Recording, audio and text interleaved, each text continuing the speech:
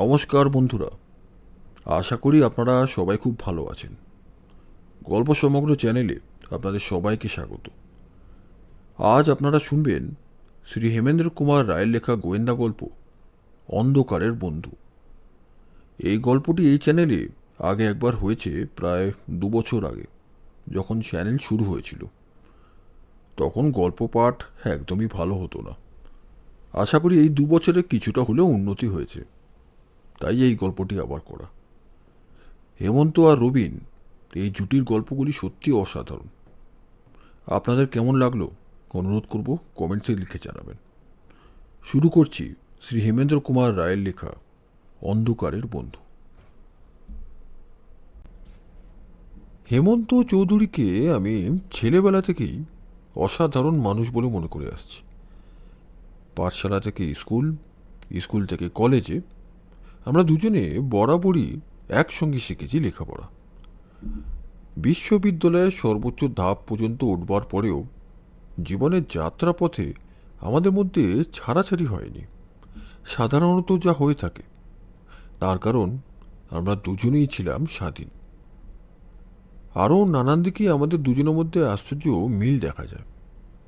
আমরা দুজনেই ধনীর সন্তান এবং দুজনেই শৈশবে বাপ মাকে হারিয়েছি।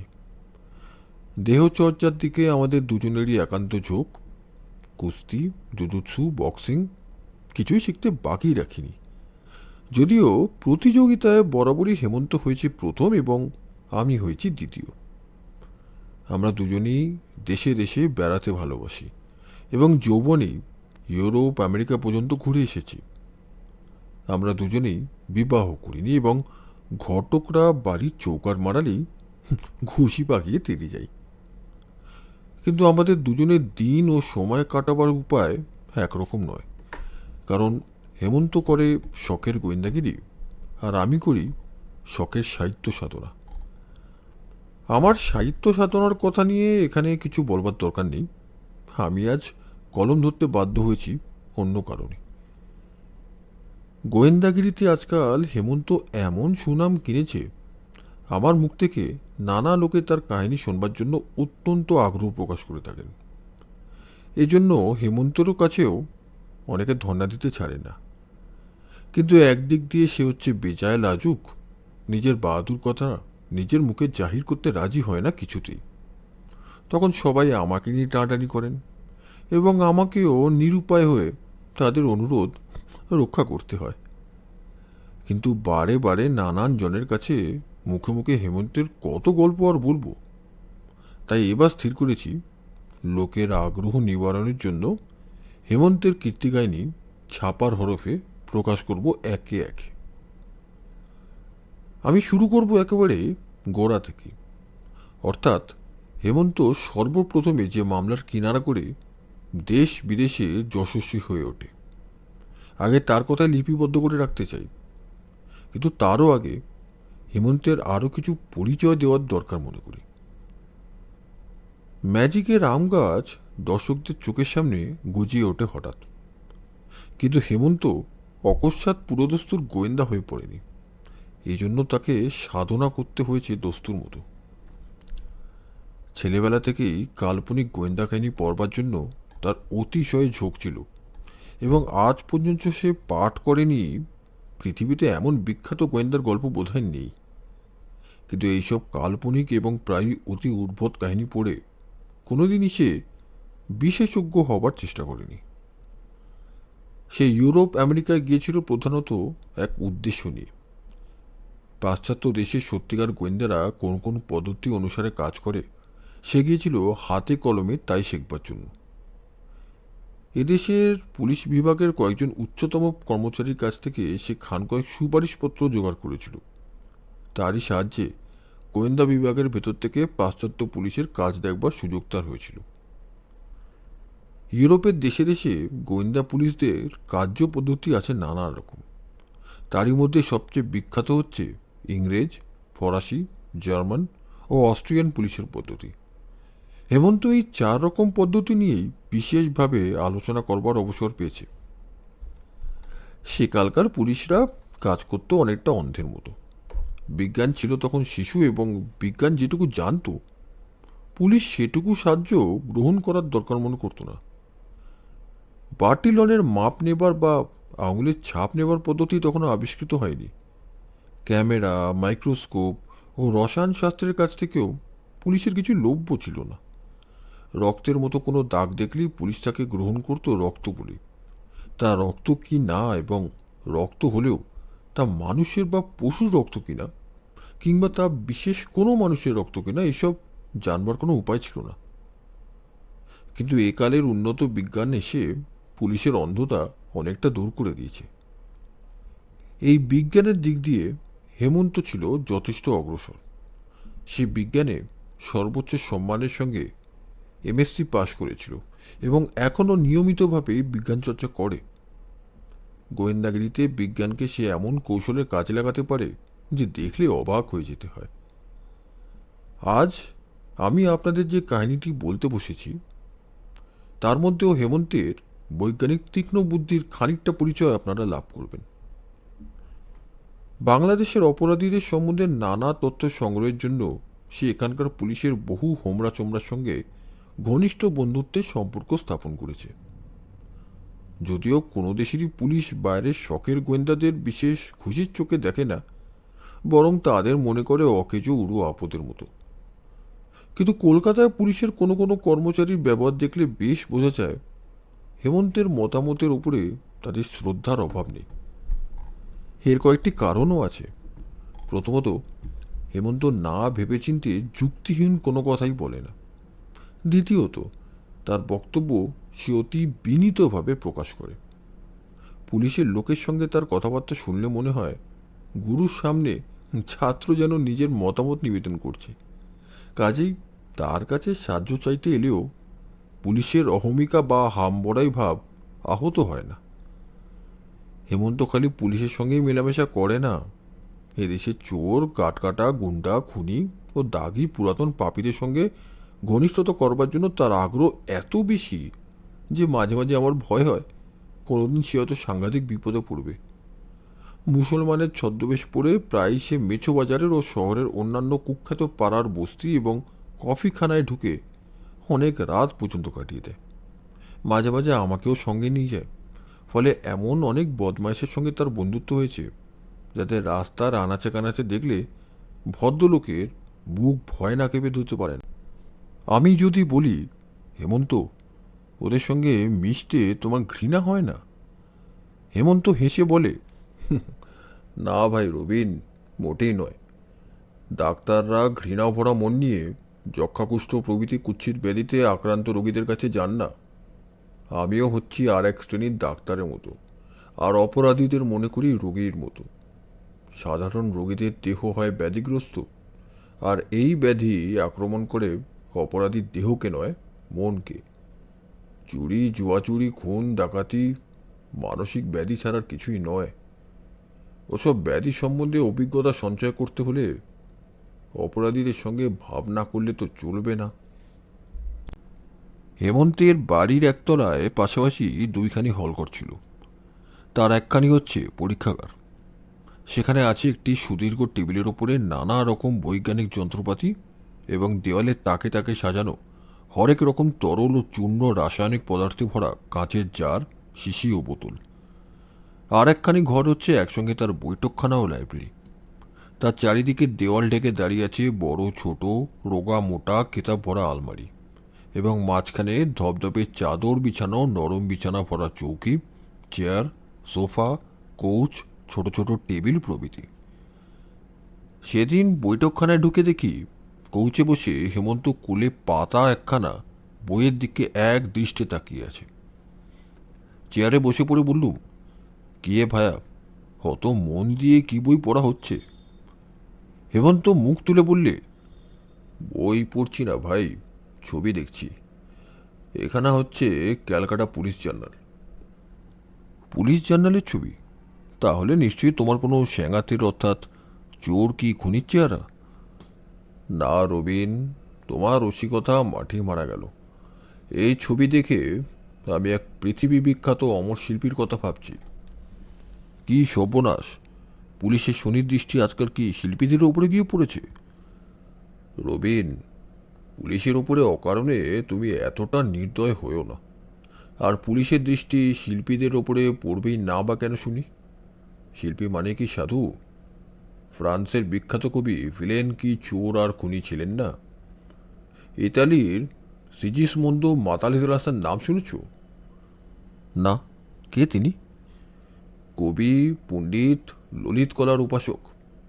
মধ্যযুগে তার জন্ম, কিন্তু তার মতো দুর্নীতিপরায়ণ ক্রিমিনাল তুমি কলকাতার কোনো কফিখানা বা বস্তি খুঁজলেও পাবে না। ওসব কথা থাক। আমি এখন কি দেখছি জানো?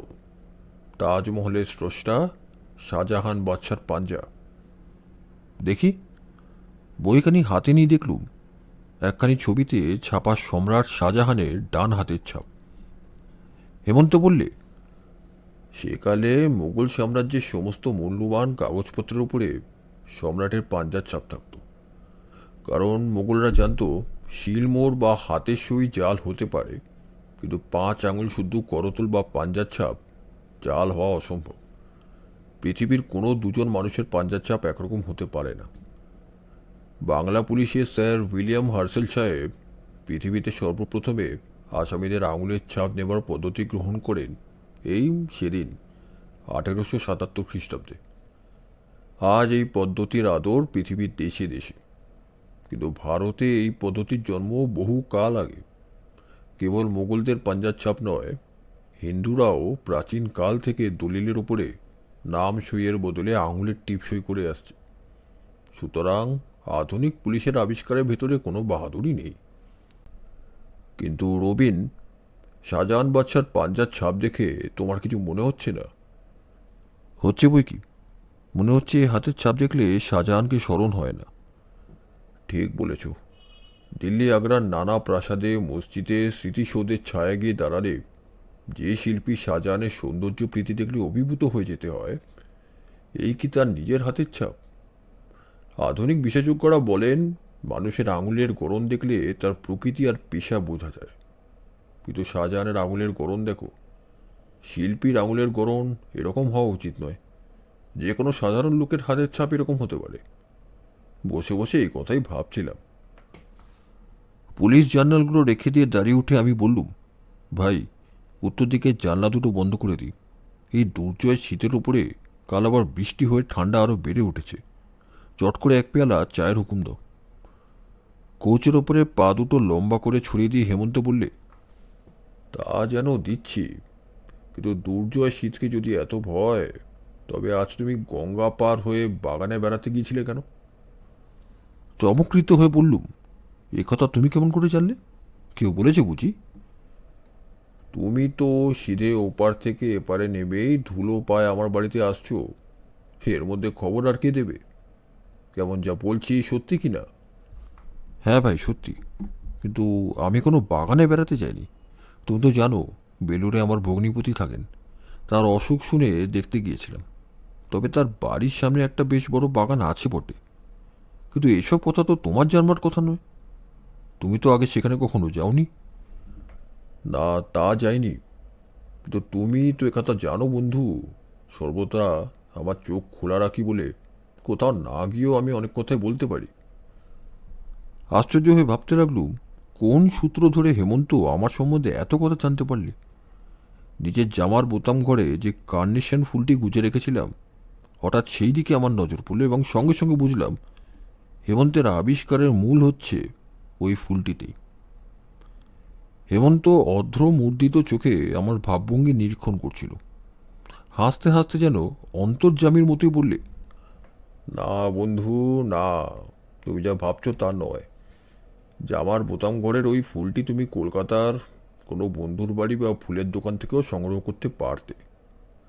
ওই দেখেই আমি এত কথা আন্দাজ করিনি। তোমার জুতোর দিকে তাকালেই দেখবে ওর নিচের দিকটায় লেগে আছে ভিজে এঁটেল মাটি। ওরকম মাটি কলকাতার কর্দমাক্ত পথেও পাওয়া যায় না। দেখলেই বোঝা যায় ও হচ্ছে গঙ্গা মাটি। জুতো পরে তুমি নিশ্চয়ই স্নান করবার জন্য গঙ্গা খর্বের নামনি। সুতরাং আন্দাজে বুঝলাম তুমি নৌকা যোগে গঙ্গা পার হয়েছ, আর ভাটার সময় বলে নৌকো ছেড়ে নামতে বাধ্য হয়েছ ঘাট থেকে খানিকটা দূরে, গঙ্গা মাটির ওপরেই। তোমার বোতাম ঘরের ফুলটি খুব তাজা রয়েছে, সুতরাং বুঝতে পারলাম ওটি তুমি কলকাতা থেকে সঙ্গে করে ওপারে নিয়ে যাওনি, তাহলে এতক্ষণে ফুলটি অল্প বিস্তর নেতিয়ে পড়তো। অতএব ফুলটিও তুলেছ অল্পক্ষণ আগে, গঙ্গার ওপারে গিয়ে, খুব সম্ভব কলকাতায় ফেরবার সময়। আর বিলাতি মরশুমি ফুল কার্নেশন তো ওপারের পথে ঘাটে বনে জঙ্গলে ফোটে না, সুতরাং ধরে নিলাম ওটি চয়ন করেছো তুমি কোনো বাগান থেকেই। তোমার জুতোর গঙ্গা মাটি এখনো শুকোবার সময় পায়নি। ওই ভিজে মাটি দেখেই বুঝেছি তুমি নৌকো থেকে নেমেই সিধে আমার বাড়িতে এসে উঠেছ। দেখছো বন্ধু, একটু চেষ্টা করলেই মানুষ দেখে কত কথা আবিষ্কার করা যায়। আমি বললুম, তুমি আশ্চর্য লোক হেমন্ত। আমার সঙ্গে অনর্গল গল্প করতে করতে এত খুঁটিনাটি লক্ষ্য আর তার সঙ্গে সঙ্গে চিন্তাও করেছ। হেমন্ত বললে, সবই অভ্যেসের উপরে নির্ভর করে। আর মানুষের মন আর মুখ এক নয়। সে মুখে যখন এক কথা বলে, তার মন তখন অন্য কথা ভাবতে পারে। আমি বললুম, কিন্তু চা কই? আমার চা? এ মধু, জলদি এক কাপ চা নিয়ে আয়। মধু হচ্ছে হেমন্তের চাকরের নাম। হেমন্ত বললে, দালানে পায়ের শব্দ শুনছি, যখন খবর না দিয়ে আসছে নিশ্চয়ই চেনাই লোক।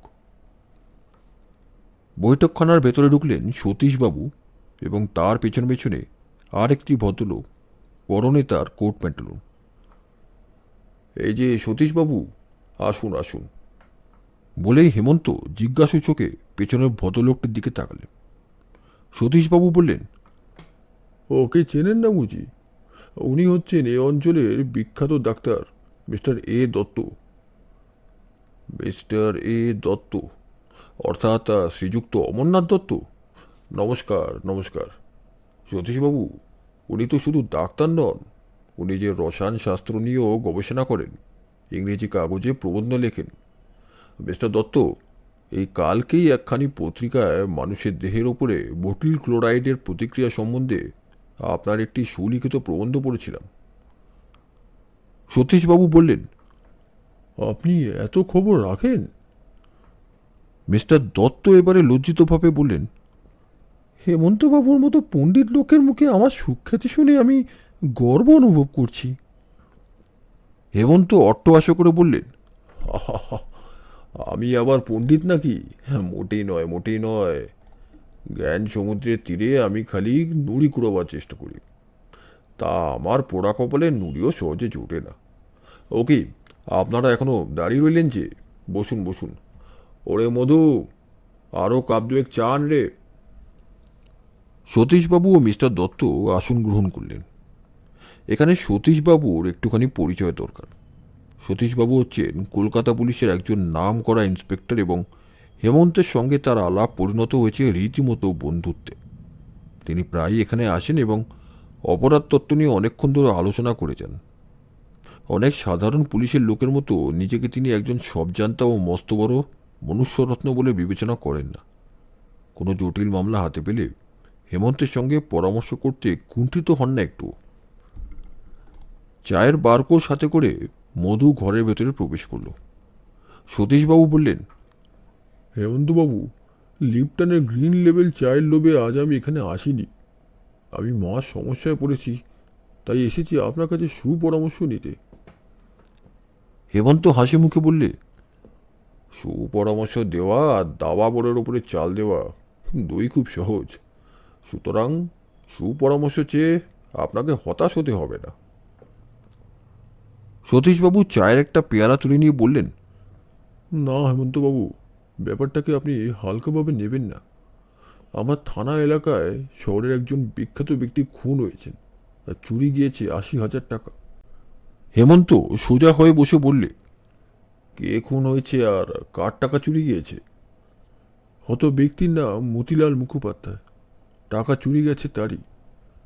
হ্যাঁ, ওর নাম আমি শুনেছি বটে। তিনি তো যদুগোপাল বসু স্ট্রিটে থাকতেন। হ্যাঁ, খুনি ধরা পড়েনি। কোনো সূত্র পাওয়া যায়নি? সূত্র পেয়েছি কিছু কিছু, তো এত এলোমেলো যে কাজে লাগাতে পারছি না। সন্দেহ করবার মতো লোকও পেয়েছি, তবু সমস্যার সমাধান হচ্ছে না। হেমন্ত আবার কোচের ওপরে পা তুলে কুশনের ওপরে হেলে পড়ল। তারপর দুই চোখ মুদে ফেলে বললে, তাহলে আগে সব কথা শুনি। মিস্টার দত্ত, চোখ মুদেছি বলে ভাববেন না আমি ঘুমাবার ফিকিরে আছি। সতীশবাবু আমার অভ্যেস জানেন, চোখ মুদলে আমার শোনবার আর চিন্তা করবার শক্তি দ্বিগুণ হয়ে ওঠে। সতীশবাবু বলতে লাগলেন, মতিলাল মুখোপাধ্যায় খুব ধনী লোক। ব্যাংকে তার প্রচুর টাকা জমা আছে। তাছাড়া কলকাতায় তার বড় বড় বাড়িও আছে অনেকগুলো। তার বয়স 60-এর কাছাকাছি। তিনি নিঃসন্তান। বছর দুই আগে তার স্ত্রীরও মৃত্যু হয়েছে। মতিবাবুর এক ভাগ্নে আছেন, তার নাম বিনোদলাল চট্টোপাধ্যায়। তিনিই মাতুলের সম্পত্তির উত্তরাধিকারী হবেন। স্ত্রীর মৃত্যুর পর থেকে মতিবাবুর স্বাস্থ্য ভেঙে যায়। ইদানিং তিনি ক্রনিক অর্জিন্য রোগে ভুগছিলেন। তার পারিবারিক চিকিৎসক হচ্ছেন ডাক্তার এ দত্ত, যিনি আমার সঙ্গে এসেছেন। মিস্টার দত্ত কেবল মতিবাবুর চিকিৎসক নন, তার বিশেষ বন্ধুও। মতিবাবু লোকের সঙ্গে মেলামেশা করতে মোটেই ভালোবাসতেন না। এত ধনী হয়েও তার বন্ধুর সংখ্যা 3-4 জনের বেশি নয়। ওদের মধ্যে প্রধান হচ্ছেন মিস্টার দত্ত। কোনো কোনো দরকারি বিষয় নিয়ে পরামর্শের দরকার হলে মতিবাবু আগে মিস্টার দত্তকে আহ্বান করতেন। প্রাচীন বয়সে স্ত্রীর শোকেই হোক বা দীর্ঘস্থায়ী রোগের জন্যই হোক, কিছুকাল থেকে মতিবাবুকে নানা রকম বাতিকে ধরেছিল। কলকাতার বাড়িগুলি তিনি একে একে বিক্রি করে ফেলেছিলেন। সেই বাড়ি বিক্রির টাকা দিয়ে কিনে রাখছিলেন কোম্পানির কাগজ। গতকাল বৈকালেও একখানা বাড়ি বিক্রি করে তিনি 80,000 টাকা এনে নিজের শোবার ঘরে সিন্ধুকের ভেতরে পুরে রেখেছিলেন। 1,000 টাকার 80খানা নোট। স্ত্রীর মৃত্যুর পর থেকেই মতিবাবুর আরেক খেয়াল হয়েছিল, কিন্তু সেটা বলবার আগে তার বাড়ির কিছু বর্ণনার দরকার। মতিবাবুর বসত বাড়িখানা মস্ত বড়। তার 3টে মহল। প্রথম অর্থাৎ সদর মহলটা যদুগোপাল বসু স্ট্রিটের ওপরেই। সর্বশেষে তৃতীয় মহলের পেছনে আছে কালী বিশ্বাস লেন। সেদিকেও একটা দরজা আছে। এখন তার খেয়ালের কথাটা বলি। মতিবাবু আগে থাকতেন প্রথম মহলে, কিন্তু স্ত্রীর পরলোক গমনের পর থেকেই বড় রাস্তার ধার ছেড়ে তৃতীয় মহলে এসে বাস করতেন। তিনি অন্য কারোর সঙ্গে সাক্ষাৎ করতেন না। যে 3-4 জন বিশেষ বন্ধু তার সঙ্গে দেখা করতে আসতেন, তারা আসতেন ওই কালী বিশ্বাস লেন দিয়ে তৃতীয় মহলে। এদিকেও আলাদা একটা সিঁড়ি আছে। তৃতীয় মহলে ঢোকবার নিচেকার দরজায় কোনো দারোয়ান থাকে না, কিন্তু সিঁড়ি দিয়ে ওপরে উঠেই মতিবাবুর ঘরের সামনে যে বারান্দা বা দালান পাওয়া যায়, সেখানে দিনরাত বাঁধা থাকে প্রকাণ্ড এক ম্যাস্টিফ কুকুর। তাকে এড়িয়ে মতিবাবুর ঘরে ঢুকবার কোনো উপায় নেই। সে কেবল কামড়ায় না, অচেনা লোক দেখলেই বিষম চেঁচিয়ে পাড়া জাগিয়ে তোলে। বাড়ির প্রথম 2 মহলে বাস করেন মতিবাবুর ভাগিনীয় বিনোদলাল এবং অন্যান্য কয়েকজন নিকট সম্পর্কীয় আত্মীয়। তাদের মধ্যে অধিকাংশই স্ত্রীলোক। মাতুরের সম্পত্তির অল্প বিস্তর তত্ত্বাবধান ছাড়া বিনোদবাবু আর কোনো কাজ করেন না। তবে আমি খবর নিয়ে জেনেছি যে বিনোদবাবুর ঘোড়দৌড়ের নেশা আছে যথেষ্ট, এবং গোপনে এই নেশায় মেতে তিনি অনেক টাকা নষ্ট করেছেন। ফলে বাজারে তার ধারও সামান্য নয়। তার মাতুল এসব কথা জানতেন না, কিন্তু কথাগুলো জানতে পারেন আমাদেরই এই মিস্টার দত্ত। তিনি এই পরিবারের শুভানুদায়ী বন্ধু। কাজেই সব জেনে শুনেও চুপ করে থাকতে পারলেন না। মতিবাবুর কানে সব কথা তুললেন। শুনেই তো মতিবাবু মহা খাপ্পা। একেতে তিনি বেজায় কড়া লোক, তার উপরে জীবনে সবচেয়ে বেশি ঘৃণা করতেন যারা রেস বা জুয়া খেলে তাদের। তখনই বিনোদলালের তলব হলো। মামার কাছ থেকে বিষম বকুনি ও গালাগালি খেয়ে তার ধৈর্যচ্যুতি ঘটল। তিনি মতিবাবুকে 2-1 কথা শুনিয়ে দিলেন। মতিবাবু রেগে অজ্ঞান হয়ে চিৎকার করে বললেন, জুয়ারিকে আমি আমার সম্পত্তির 1 পয়সা দেবো না, আমি নতুন উইল করব। এই ব্যাপারটা হয়ে গেল কাল দুপুরবেলায়। তারপর মতিবাবু বেরিয়ে অ্যাটর্নির বাড়িতে যান। সেখান থেকে 80,000 টাকা নিয়ে বৈকালে ফিরে আসেন। সন্ধ্যার পর তার শরীর কিছু খারাপ হয়। তিনি একটু সকাল সকালই বিছানায় আশ্রয় নেন এবং শোবার আগে নিজের হাতে ঘরের দরজা ভেতর থেকে বন্ধ করে দেন। আপনারা জানেন, কাল সন্ধ্যায় অকাল বর্ষা নেমেছিল। বৃষ্টি হয় ঘণ্টাখানেক ধরে। বৃষ্টি থামে রাতে 9টার সময়। বাড়ির নিয়ম মতন রাত 10:30টার সময় দারোয়ান এসে কালী বিশ্বাস লেনের দিকে দরজা বন্ধ করে দিয়ে যায়। আজ সকালে দেখা যায় মেঝের ওপরে মতিবাবুর মৃতদেহ পড়ে রয়েছে এবং ঘরের দরজা খোলা, কিন্তু বাড়ি থেকে রাস্তা বেরোবার সব দরজাই বন্ধ। খবর পেয়ে আমি গিয়ে যা দেখলুম তা হচ্ছে বিনোদলাল বালকের মতো অধীর হয়ে কাঁদছেন, আর মিস্টার দত্ত তাকে সান্ত্বনা দেওয়ার চেষ্টা করছেন। মতিবাবুর মৃতদেহ পড়ে রয়েছে ঠিক খাটের তলায়, তার মুখের উপরে দারুণ যাতনা ও ভয়ের চিহ্ন, সেই সঙ্গে রয়েছে বিষম বিস্ময়েরও আভাস। তার গলার উপরে একটি নীল দাগ, বিছানার উপরে ধস্তাধস্তির চিহ্ন। মতিবাবুর দেহের পাশে ছড়ানো রয়েছে একটা ভাঙা কাঁচের গ্লাসের ছোট বড় টুকরো, কোনো কোনো কাঁচ রক্তাক্ত। আর একটা আশ্চর্য জিনিসও পেয়েছি, খুব পুরু পশমের একটা দস্তানা। ঘরের মেঝেতে কাদা মাখা জুতোর দাগ আছে, দুরকম জুতোর, কিন্তু কোনো দাগ এত স্পষ্ট বা সম্পূর্ণ নয় যে নিখুঁত মাপ বা ছাঁচ নেওয়া যেতে পারে। তবে দুজন লোক যে বৃষ্টির পরে এই ঘরের ভেতরে এসেছিল সে বিষয়ে কোনো সন্দেহ নেই। ঘরের দরজার ঠিক বাইরেই যে একজন লোক দাঁড়িয়ে কিছুক্ষণ অপেক্ষা করেছিল, তার একজোড়া জুতো স্পষ্ট ছাপ দেখেই সেটা অনুমান করা যায়। তার খাঁজ কাটার সোলের ছাপ দেখলে আরও বোঝা যায় সে এসেছিল রবারের জুতো পরে। ঘরের মেঝেতেও এমনি রবারের জুতোর আংশিক ছাপ আছে, সুতরাং বুঝতে দেরি লাগে না যে প্রথম একজন ঘরে ঢোকবার পরে সেও ঘরের ভেতরে ঢুকেছিল। দরজার বাইরেকার এই রবারের জুতোর ছাপ আমি নিয়েছি। মতিবাবুর মৃতদেহ দেখলে মনে হয় কেউ বা কারা গলা টিপে তাকে মেরে ফেলেছে। তার লোহার সিন্দুক খোলা, মতিবাবু নিজের চাবি দিয়েই সেটা খোলা হয়েছে।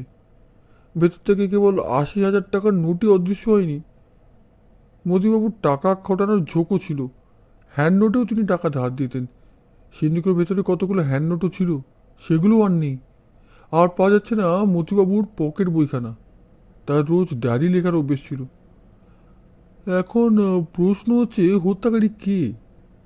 খুনি যে বাড়ি থেকে আসেনি তার প্রমাণ হচ্ছে প্রথমত বাড়ির সব দরজাই বাইরে থেকে ছিল বন্ধ, দ্বিতীয়ত বারান্দায় মাস্টিক পুকুরটা কোনো সারা শব্দ দেয়নি, তার মানে খুনি তার অচেনা নয়। বাড়ির ভেতরে মেয়েদের কথা ছেড়ে দিই, পুরুষ আত্মীয় আছে মোট 4 জন। বিনোদলাল, একজন প্রায় 70 বছরের বুড়ো, একজন বাতে পঙ্গু লোক, আর একটি 15 বছরের ছোকরা। বাকি সবাই চাকর দারোয়ান প্রভৃতি। যদি ধরা যায় টাকার লোভে তারা মনিবকে খুন করেছে, তাহলেও একটা প্রশ্ন জাগে, খুনিদের পায়ে জুতো ছিল, চাকর দারোয়ানরা বাড়ির ভিতরে জুতো পরে না, পরলেও চুপি চুপি কাজ সারবার জন্য তারা খালি পায়ে আসতো। তারা ডায়েরি চুরি করতো না, আর দস্তানাও পড়তো না। বাড়ির ভেতরে মতিবাবুর মৃত্যুতে লাভবান হবেন কেবল বিনোদলালই। খুনের দিনই তার সঙ্গে মতিবাবুর ঝগড়া হয়েছিল এবং তার মামা তাকে সম্পত্তি থেকে বঞ্চিত করবেন বলে শাসিয়েছিলেন। তার অনেক টাকা ধার, নগদ টাকার বিশেষ দরকার, তাকে অনায়াসে সন্দেহ করা যায়। হয়তো তার আহ্বানেই মতিবাবু নিজে ভেতর থেকে দরজা খুলে দিয়েছিলেন। কুকুরটা তাকে চেনে, তাই চেঁচায়নি। কিন্তু ঘটনাস্থলে খুনির একজন সঙ্গীও হাজির ছিল। সেই লোকটি কে? সমস্ত বাড়ি খুঁজে দেখেছি, রবারের জুতোর সঙ্গে কারোর মাপ মেলে না। রবারের জুতোও বাড়ির কারণ নেই। হেমন্তবাবু, এই পর্যন্ত আমার কথা। এখন আপনি যদি কিছু জিজ্ঞাসা করতে চান করুন। মিস্টার দত্তকে সঙ্গে করে এনেছি, তিনি অনেক বিষয় আপনার সন্দেহভাজন করতে পারেন, কারণ তিনি হচ্ছে মতিবাবুর পুরনো বন্ধু। হেমন্ত চোখ খুলে বললে, লাশ কি শব ব্যবচ্ছেদাগারে চালান করে দিয়েছিলেন? না, ইচ্ছে করলে এখনো ঘটনাস্থলেই লাশ দেখতে পারেন। হেমন্ত গাত্রোত্থান করে বললে, হ্যাঁ, সে কথাটাই ভালো। রবিন, তুমি এসো। আমি হচ্ছি সাহিত্যিক মানুষ। লাশ ফাঁস দেখলে আমার প্রাণ হাঁসফাঁস করে, নারী ছাড়ি ছাড়ি। তবু হেমন্তের কথা এড়াতে পারলাম না। আমরা কালী বিশ্বাস লেন দিয়ে ঘটনাস্থলে প্রবেশ করলাম। হেমন্ত আগে সমস্ত বাড়িখানা ঘুরে ঘুরে বেরিয়ে দেখলে, তারপর মতিবাবুর শয়নগৃহের সামনের বারান্দায় দাঁড়িয়ে রবারের জুতোর ছাপটা লক্ষ্য করলে। মাস্টিফ কুকুরটা আমাদের দেখে ক্রুদ্ধ দৃষ্টিতে তাকিয়ে রইল এবং মাঝে মাঝে গর্জন করতে লাগলো। ঘরের ভেতরে ঢুকে দেখলাম মতিবাবুর মৃতদেহটা। হেমন্ত লাশের পাশে বসে পড়ে বললে, মিস্টার দত্ত, আপনি তো ডাক্তার, আপনার কি বিশ্বাস মতিবাবুকে কেউ কি গলা টিপে মেরে ফেলেছে? তাছাড়া আর কি বলি বলুন? তাহলে ওর গলার উপরে ওই নীল দাগটা কিসের? ওটা তো আঙুলের দাগ নয়। হঠাৎ দেখলে মনে হয় যেন ওটা কোনো স্বচ্ছ ব্যান্ডেজ। আঙুলের দাগ ওরকম হয় না। আমার মনে হয় আঙুলের দাগ মিলিয়ে গিয়েছে, ওটা ওটা কালশিরার দাগ। সম্ভব। শব ব্যবচ্ছেদ হওয়ার পরই সেটা টের পাওয়া যাবে।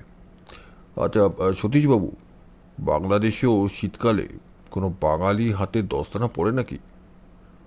সতীশবাবু বললেন, আমি তো জানি পড়ে না। অন্তত এই বাড়ির কেউ কোনোদিন দস্তানা ব্যবহার করেনি বলেই তো জেনেছি। মেঝে থেকে দস্তানাটা তুলে নিয়ে হেমন্ত বললে, অতিরিক্ত পুরু সাদা পশমের দস্তানা, এর ওপরেও রক্তের দাগ রয়েছে। গেলাস ভাঙা কাচে দস্তানার খানিকটা কেটে গিয়েছে দেখছি। কাচে গেলাসটাও ভাঙা, গেলাসের টুকরোর ওপরও রক্তের দাগ। আশ্চর্য। সতীশবাবু বললেন, কেন? আপনি আশ্চর্য হচ্ছেন কী কারণে? হেমন্ত আগে লাশটাকে একটু তুলে তার তলাটা পরীক্ষা করলে, তারপর বিছানার দিকে তাকিয়ে বললে, এই কাচের গেলাসটা কি মতিবাবু? হ্যাঁ, ঘরে ওই কোণে গ্লাসটা কুজোর মুখে বসানো থাকতো। আর দেখুন না, কুজোর মুখ এখনো আদু। বিছানার উপরে ধস্তাধস্তির চিহ্ন দেখে বোঝা যাচ্ছে খুনিদের সঙ্গে মতিবাবু কিছুক্ষণ জুড়েছিলেন। ঘরে আর কোথাও কোনো ধস্তাধস্তির চিহ্ন নেই। ধরুন খুনিরা মতিবাবুর গলা টিপে ধরেছে, মতিবাবু ঝটাপটি করতে করতে মেঝের ওপরে এসে কাবু হয়ে পড়লেন। কিন্তু গেলাসটা ভেঙেছিল তার আগেই, কারণ লাশের পিঠের তলাতেও ভাঙা কাচ রয়েছে। কিন্তু গেলাসটা ভাঙল কেন? আর গেলাসের কাছে খুনির হাতি বা কাটল কেন? গেলাসটা তো আর হঠাৎ জ্যান্ত হয়ে পাখির মতো পক্ষ বিস্তার করে কুজোর মুখ ছেড়ে খুনিদের আক্রমণ করতে আসেনি। যদি বলি ধস্তাধস্তির সময় খুনিদের কারো হাতে গেলাসটা ছিল, তাহলেও প্রশ্ন ওঠে, গলা টেপার সঙ্গে কাচে গেলাসের সম্পর্ক কি? সতীশবাবু প্রশংসা ভরা কণ্ঠে বললেন, ঠিক, হেমন্তবাবু, আপনি একটা মস্ত বড় সূত্র আবিষ্কার করেছেন। এই কথা তো এতক্ষণ আমি ভেবে দেখিনি। হেমন্ত বললে, গেলাসের নিচের দিকটা এখনো অটুট আছে দেখছি, কিন্তু ওর ভেতরটা একেবারে শুকনো। তবু ওটাকে একবার পুলিশে পরীক্ষাগারে পাঠিয়ে দেওয়া দরকার। হয়তো ওর মধ্যে কোনো বিষয়ের অস্তিত্ব আছে। ওর গায়ে খুনির আঙুলের ছাপও থাকা সম্ভব। সতীশবাবু বললেন, হ্যাঁ, সেটা আমি আঁকি থাকতে স্থির করেছি। আর এই দস্তানাটা কি আমাকে আজকের মতো ধার দিতে পারেন?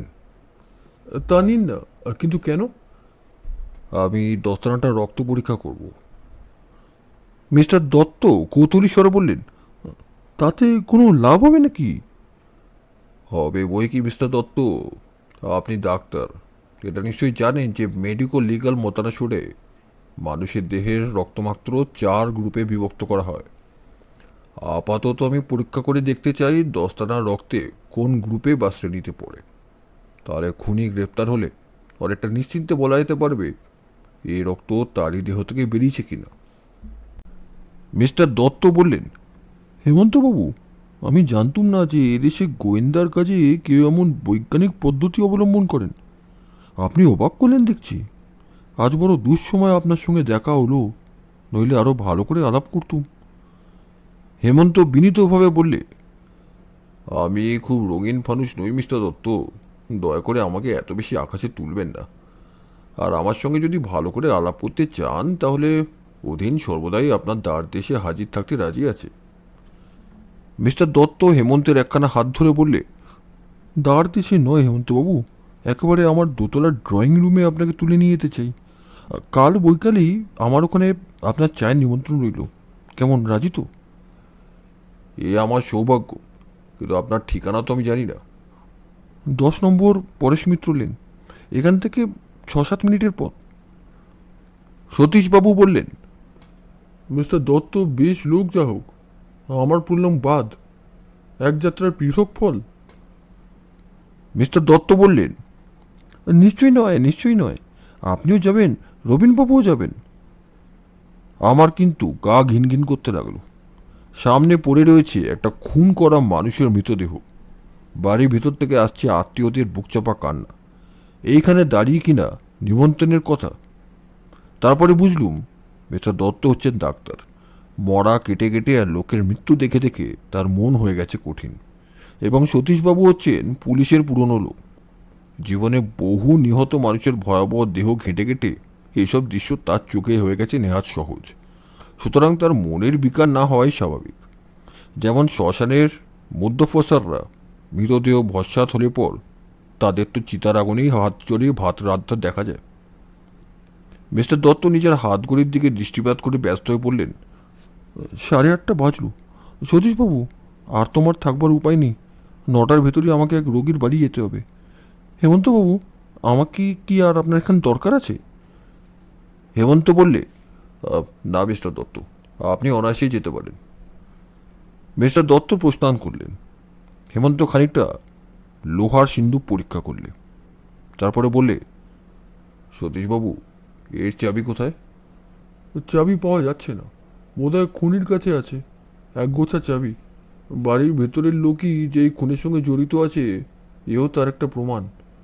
বাইরের খুনি চাবি নিয়ে যাবে কেন? যে চাবি নিয়ে গেছে দেশের তার আরও অন্য কোনো বদমতলব আছে। হেমন্ত কিছু বললে না, নীরবে ঘরের মেঝের একদিকে তাকিয়ে বসে রইল।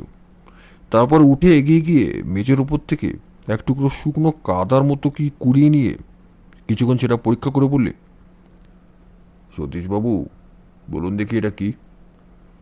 এক টুকরো শুকনো কাদা। ভিজে পথ দিয়ে হাঁটবার সময় খুনিদের কারো জুতোর গোড়ালি আর সোলের খাঁজে এই কাদাটা লেগে গেছিল। তারপর মতিবাবুর সঙ্গে ধস্তাধস্তি করবার সময় কাদার টুকরোটা গোড়ালি আর সোলের কাছ থেকে খসে পড়েছে। আমি বললুম, তুমি কি করে জানলে যে ওটা আমাদেরই কারো জুতো থেকে খসে পড়েনি? দুটি কারণে। প্রথমত, আজ সকাল থেকে শহরের পথঘাট শুকনো খটখটে। এ ঘরে যারা ঢুকেছে তাদের কাউকেই কর্দমাক্ত পথ দিয়ে হাঁটতে হয়নি। দ্বিতীয়ত, আমি খালি চোখে যতদূর দেখছি এ কাদার ভিতরে কিঞ্চিত নতুনত্ব আছে। সতীশবাবু বললেন, খুনিদের একজনে পাইছিল রবারের জুতো, তার গোড়ালি সমতল, সুতরাং এরকম কাদার তাল জন্মার উপায় নেই। ঠিক, অতএব এটি সংলিপ্ত ছিল অন্য খুনির জুতোর সঙ্গে। একে আমি এখন সযত্নে পকরস্থ করলুম। বাড়িতে গিয়ে অনুবীক্ষণ করি পরীক্ষা করব। সতীশবাবু, একবার বিনোদ লালের সঙ্গে দেখা করবার সুবিধা হবে কি? নিশ্চয়ই হবে। সতীশবাবুর হুকুমে তখনই একজন লোক বিনোদলালকে খবর দিতে গেল। খানিক পরে একটি যুবক ভীত হরিণের মতন চারিদিকে তাকাতে তাকাতে অত্যন্ত জড়সড়ভাবে ঘরের ভেতরে এসে ঢুকল। ফর্সা রং, ছিপছিপে দেহ, মুখ চোখ সুন্দর। যুবকটি যে খুব শৌখিন দেখলেই তা বোঝা যায়, কিন্তু তার মাথায় কেয়ারি করা চুল আজ ম্লান ও চিরুনির অভাবে এলোমেলো চাকচিক্যহীন। পরনে দামি রেশমি জামা ও মিহি দেশি কাপড়, কিন্তু সেগুলো মলিন পরিপাট্যহীন। তার চোখ ফোলা, দুই গালেও শুকনো অশ্রুর দাগ, যেন বিয়োগান্ত নাটকের শেষ দৃশ্যের হিরো। হেমন্ত তীক্ষ্ণ দৃষ্টিতে যুবকের দিকে নীরবে তাকিয়ে রইল অনেকক্ষণ ধরে। তার চোখ দুটো দেখলে মনে হয় তারা যেন যুবকের মনের ভিতরে ঢুকতে চাইছে। সে তীব্র দৃষ্টি সইতে না পেরে যুবক মাথা নামিয়ে ঘরের মেঝের দিকে নিজের দৃষ্টি নিবদ্ধ করলে। তারপরে কম্পিত স্বরে বললে, আপনারা কি আমাকে ডেকেছেন?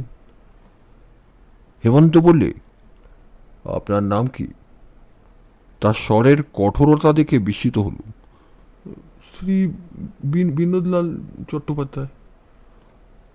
কাল সন্ধ্যা থেকে রাত 10টা পর্যন্ত আপনি কি করেছেন? কাল সন্ধ্যা 7:30 থেকে রাত 12টা পর্যন্ত আমি থিয়েটারে ছিলাম। বাড়ি ফিরেছেন কখন? রাত 1:30টার সময়। মোটরে করে এসেছিলেন? আগে হ্যাঁ। কোন থিয়েটারে গিয়েছিলেন? নাট্যনিকেতনে। কোন দরজা দিয়ে বাড়িতে ঢুকেছেন? সদর দরজা দিয়ে। দরজা বন্ধ ছিল?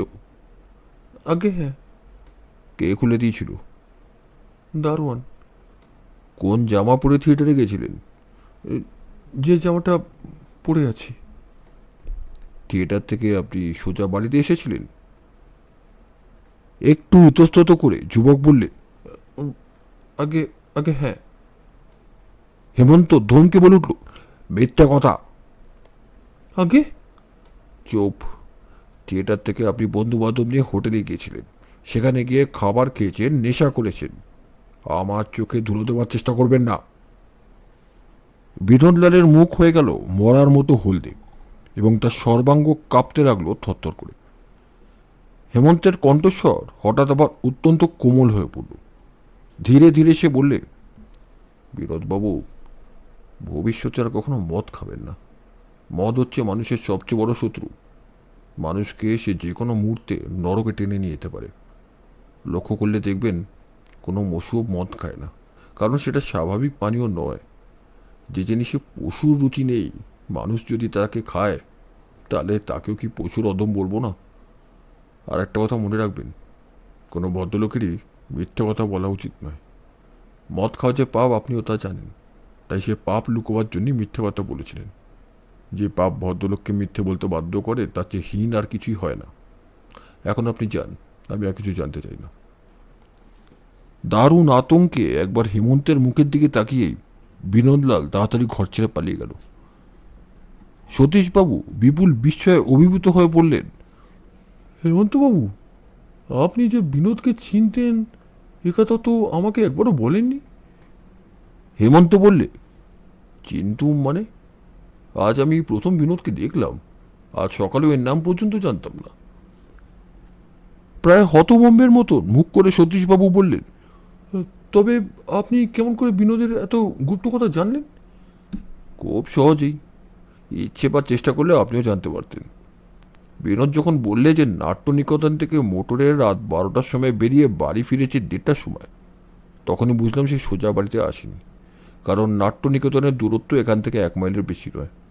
মনে প্রশ্ন উঠল, এই 1.5 ঘন্টা সময় সে কোথায় কাটিয়েছে। লক্ষ্য করে দেখলাম তার জামার হাতায় তরকারি হলদে দাগ, জামায় পানেরও ছোপ রয়েছে, জায়গায় জায়গায় পোড়া দাগ। জিজ্ঞেস করে জানলুম কাল তার গায়ে ছিল এই জামাটি।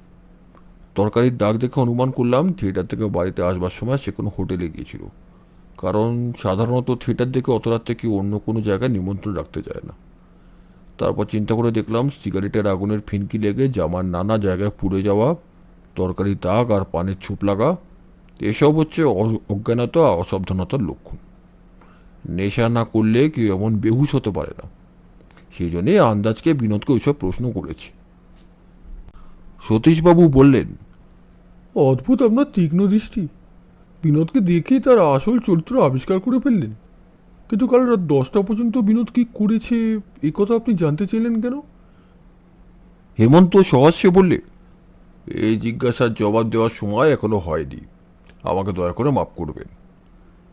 সতীশবাবু অনেকটা যেন নিজের মনে মনে মৃদু স্বরে বললে, হুম, বিনোদ খালি জুয়াই খেলে না, নেশাও করে। হয়তো তার আরও গুণ আছে।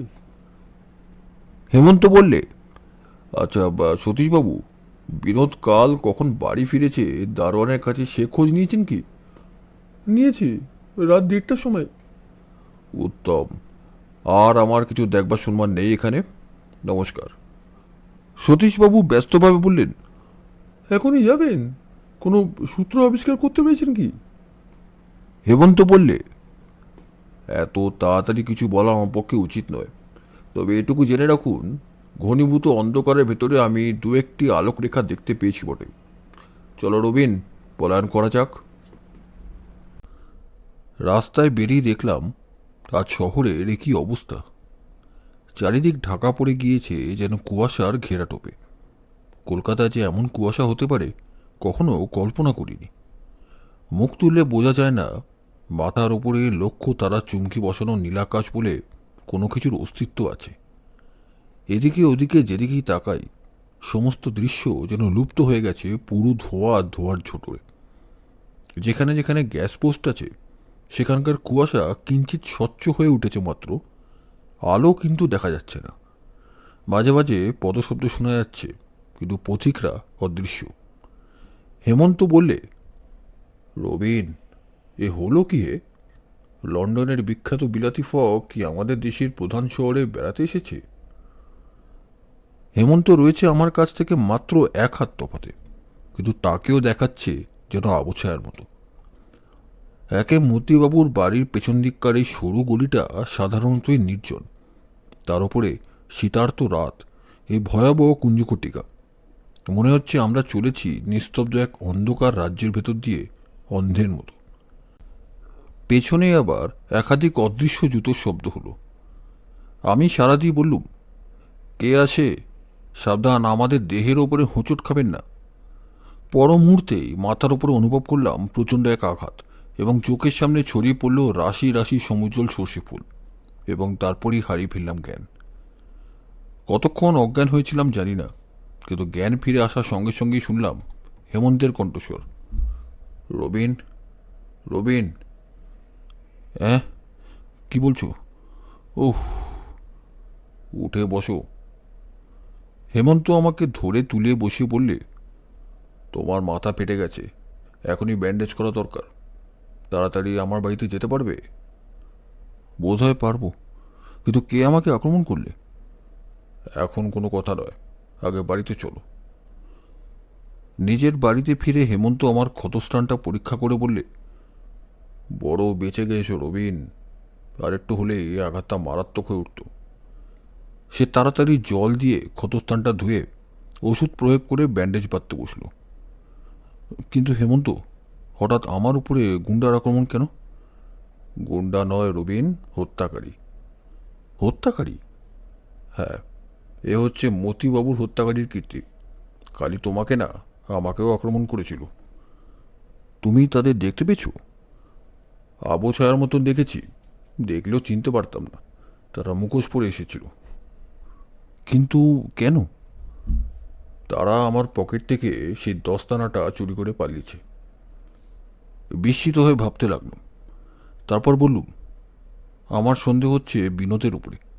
নিশ্চয়ই সে পাশের ঘরে লুকিয়ে বসে দস্তানা সম্বন্ধে তোমার মতামত শুনেছে। তারপর তার কোনো অনুচরের সঙ্গে আমাদের পিছু নিয়েছে।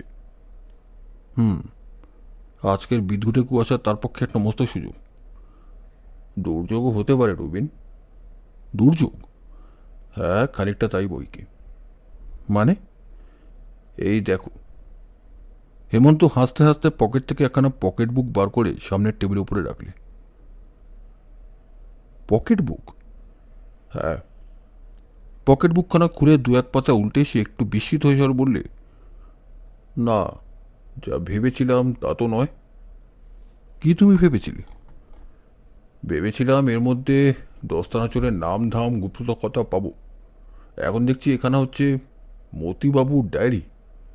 হ্যাঁ, তবে কি এখানেই মতিবাবুর ঘর থেকে অদৃশ্য হয়েছে? তাই তো বোধ হচ্ছে। এখানে তুমি কোথা থেকে পেলে? পিক পকেট যেখান থেকে চিরকালই গুপ্তধন আহরণ করে।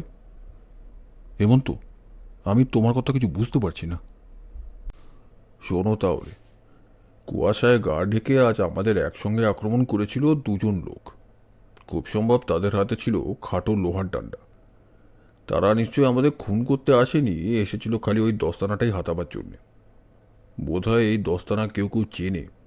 দস্তানাটা দেখলে তারা মালিকের পরিচয় দিতে পারে, কিংবা অন্য কোনো কারণও থাকতে পারে। কিন্তু সে কথা যাক। একজন তোমাকে আক্রমণ করে আর একজন আমার মাথা লক্ষ্য করে ডান্ডা মারে, কিন্তু ফসকে যায়। সে আবার ডান্ডা তোলবার আগেই আমি তাকে দুই হাতে জড়িয়ে ধরি, এবং সঙ্গে সঙ্গে তার বুক পকেটে অনুভব করি এই ডায়েরিখানার অস্তিত্ব। তুমি তো জানো রবিন, খুব বিপদেও আমার মাথা গুলিয়ে যায় না। চোখের নিমেষে পড়বার আগেই আমি এক হাতে তাকে জড়িয়ে সাথ করে তার পকেটে আর এক হাত চালিয়ে ডায়েরিখানা তুলে দিলাম। কিন্তু সেই মুহূর্তে অন্য লোকটা তোমাকে ছিঁড়ে আমারও মাথায় মারে ডান্ডা। আমিও মাটির ওপরে পড়ে যাই। আমার মাথা ফাটেনি বটে, কিন্তু আচ্ছন্নের মতো হয়ে গেলাম। আমাকে সেই অবস্থায় পেয়ে দস্তানাটা নিয়ে তারা সরে পড়ে। আমি যে পকেট মেরেছি এটা নিশ্চয়ই তারা জানতে পারেনি। চোরের ওপরে আচ্ছা বাটপাড়ি করেছ বটে, কিন্তু হেমন্ত, ডায়েরি আর চাবির গোছা চুরি দেখে সত্যি সত্যি সন্দেহ হয় যে বাড়ির ভেতরে কোনো লোকই মতিবাবুকে খুন করেছে। হ্যাঁ, সন্দেহ কেন, একরকম নিশ্চিন্তভাবেই কথা বলা যায়। বাইরের লোক খুন আর টাকা চুরি করেই তুষ্ট হতো।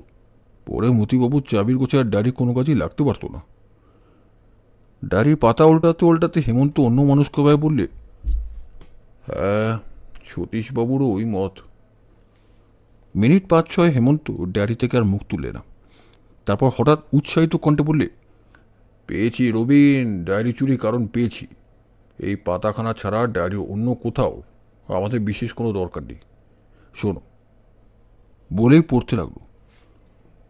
আমার শোবার ঘরের বড় টেবিলের ডান দিকে টানার পেছনের কাঠে একটি গুপ্তস্থান আছে। বা কোণের শেষ প্রান্তে খুব ছোট একটা স্প্রিং আছে। সেটা টিপলেই গুপ্তস্থানটি বেরিয়ে পড়বে।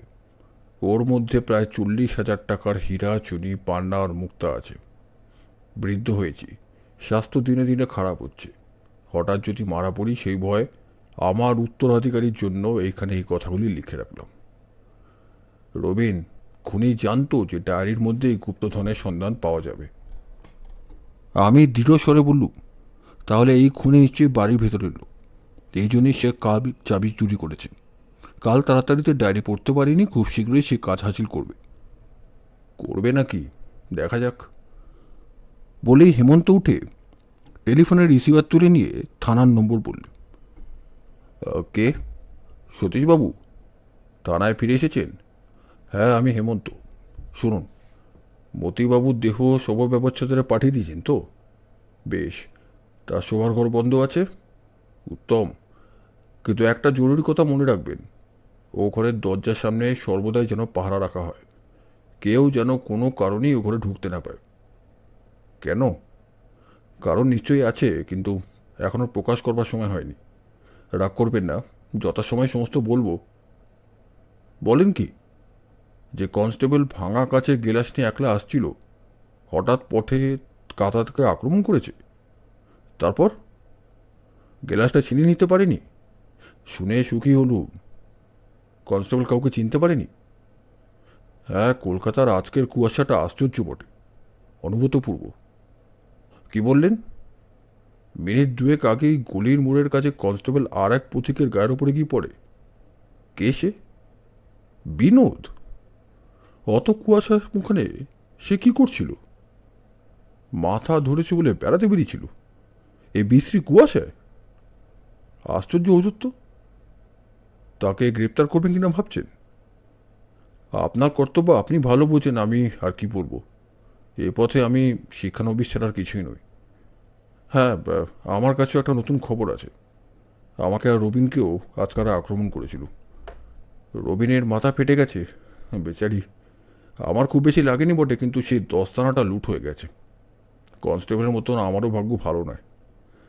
না, চিনতে পারিনি। একে কুয়াশা, তার উপরে উপন্যাসের দুরাত্মাদের মতন তারা মুখোশ পরে এসেছিল। না না, এত রাত্রে আমাদের আর দেখতে আসতে হবে না, আমরা ভালোই আছি। আচ্ছা, নমস্কার। আমার দিকে ফিরেছে বললে, রবিন সব শুনলে তো? অভিভূত কণ্ঠে বললুম, ভাই হেমন্ত, এই যে আমরা সাংঘাতিক লোকের পাল্লায় পড়েছি। কাল খুন, 80,000 টাকা চুরি, আজ আমাদের আর কনস্টেবলকে আক্রমণ। আমি ভাই কালি কলম নিয়ে নাচাড়া করি, এত গোলমাল আমার হাতে সহ্য হবে না তো। হেমন্ত বললে, আমিও জানতাম বরতলার ডিটেকটিভ নভেলেই এমন সব হৈ হৈ কাণ্ড ঘটতে পারে। কিন্তু রবিন, বুঝতে পারছো কি, তাদের বিরুদ্ধে প্রমাণগুলো সরাবার জন্য খুনিরা কীরকম মরিয়া হয়ে উঠেছে। উপন্যাসকেও সত্য করে তুলতে চাইছে। কিন্তু কে তারা, কে তারা, কিছুই তো বুঝতে পারছি না হে। আমি বললুম, আচ্ছা সতীশবাবুর কাছে তুমি একটা কথা ভাঙলে না কেন? দুষ্টুমি পড়া হাসি হাসতে হাসতে হেমন্ত বললে, কি কথা? মতিবাবুর ডায়েরির কথা। হেমন্ত হঠাৎ গম্ভীর হয়ে বললে, রবিন, আমার এই লুকাচুরি মারচুরিও। সত্যি কথা বলতে কি, এটাই হবে আমার জীবনের প্রথম উল্লেখযোগ্য কেস। পুলিশের কাছে এই সমস্ত বাহাদুরিটা আমি একলাই অর্জন করতে চাই। আমার দৃঢ় বিশ্বাস আমি এই মামলাটার কিনারা করতে পারবো।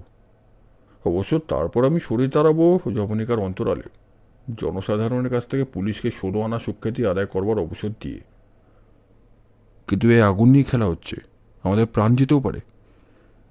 দেহের ভেতর থেকে এত চটপট প্রাণবায়ু যাতে বহির্গত না হয় সে চেষ্টার ত্রুটি আমি করব না।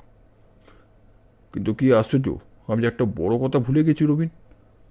বলেই হেমন্ত টুপ করে দাঁড়িয়ে নিজের পকেটের ভেতরে হাত চালিয়ে দিলে। কী খুঁজছো তুমি? এইটে। হেমন্ত বার করলে সেই কাগজের মোড়কটা, যার ভেতরে সে পুড়ে রেখেছিল খুনির জুতো থেকে খসা খানিকটা শুকনো কাদা। মোড়কটা খুলে হেমন্ত আশ্বস্ত স্বরে বললে, বাঁচা গেল। কাদার টুকরোটা ধস্তাধস্তিতে গুড়িয়ে গেছে বলে, কিন্তু হারিয়ে যায়নি। আমি বললুম, ও ওই এক টুকরো কাদাকে তুমি এমন অমূল্য বিধি বলে ভাবছো কেন? ওর ভেতর থেকে তুমি কি খুনিকে আবিষ্কার করতে চাও? আশ্চর্য কি, আমার সঙ্গে পরীক্ষাগারে এসো। হেমন্ত তার পরীক্ষাগারে গিয়ে টেবিলের সামনে চেয়ার টেনে নিয়ে বসে পড়ল। তারপর অনুবীক্ষণও সেই মোড়কে শুকনো কাদার গুঁড়ো নিয়ে ব্যস্ত হয়ে রইল বেশ কিছুক্ষণ। এরকম পরীক্ষার মধ্যে আমি কিছু রসকস পাই না। ঘরের এক কোণে মাটি দিয়ে তৈরি একটা গায়ে ছাল ছাড়ানো মানুষ মূর্তি দাঁড় করানো ছিল। আমি তার সম্মুখে গিয়ে দাঁড়ালাম। শিল্পী কেবল মূর্তি গড়েনি, স্বাভাবিক সব রং বুলিয়ে নরদেহের ত্বকের তলায় যে সমস্ত বিশেষত্ব থাকে তার প্রত্যেকটি ফুটিয়ে তুলেছে। এসব দেখলে বেশ বোঝা যায় পঞ্চভূত দিয়ে আমাদের দেহ তৈরি করতে বসে প্রকৃতি দেবীকে যত মাথা খাটাতে হয়েছে, কত শিল্প চাতুরি প্রকাশ করতে হয়েছে। আশ্চর্য রহস্যময় হচ্ছে মানুষের দেহের ভেতরটা। এমন সময় হেমন্ত আমাকে ডেকে বললে, এই শুকনো কাদার ভেতরে কি কি আছে জানো? জানবার জন্য আমার বিশেষ আগ্রহ ছিল না, তবু বললুম, কি কি আছে? এর মধ্যে আছে চুন আর বালি, সুরকি আর কয়লার গুঁড়ো। এগুলো মেশানো আছে কলকাতার পথের সাধারণ ধুলোর সঙ্গে। আমি বললুম, চুন, বালি, সুরকি আর কয়লাও মিলে কলকাতার যেখানে সেখানে। এর কোনোটাকে আমি অসাধারণ বলে মনে করি না। করো না নাকি? ও, এই বলি হেমন্ত একবারে চুপ মেরে গেল। তার মুখ দেখলেই বোঝা যায় অত্যন্ত এক মনে সে যেন কোনো মহা দরকারি কথা চিন্তা করছে। খানিক পরে আমি বললুম, দেখো ভাইয়া, এটা বাড়াবাড়ি হচ্ছে কিন্তু। শুকনো কাদার গুঁড়ো অর্থাৎ ধুলো নিয়ে এত বেশি মাথা ঘামানো হচ্ছে মানুষের মস্তিষ্কের অপব্যবহার। হেমন্ত আমার পানে কিছুক্ষণ চেয়ে রইল অন্যমনস্কের মতো। তারপর ধীরে ধীরে বললে, প্রিয় রবিন, তুমি হচ্ছ একটি প্রকাণ্ড উজবুক। পরদিন বৈকালে চললুম পরেশ মিত্র লেনে মিস্টার দত্তের চায়ের নিমন্ত্রণ রাখতে।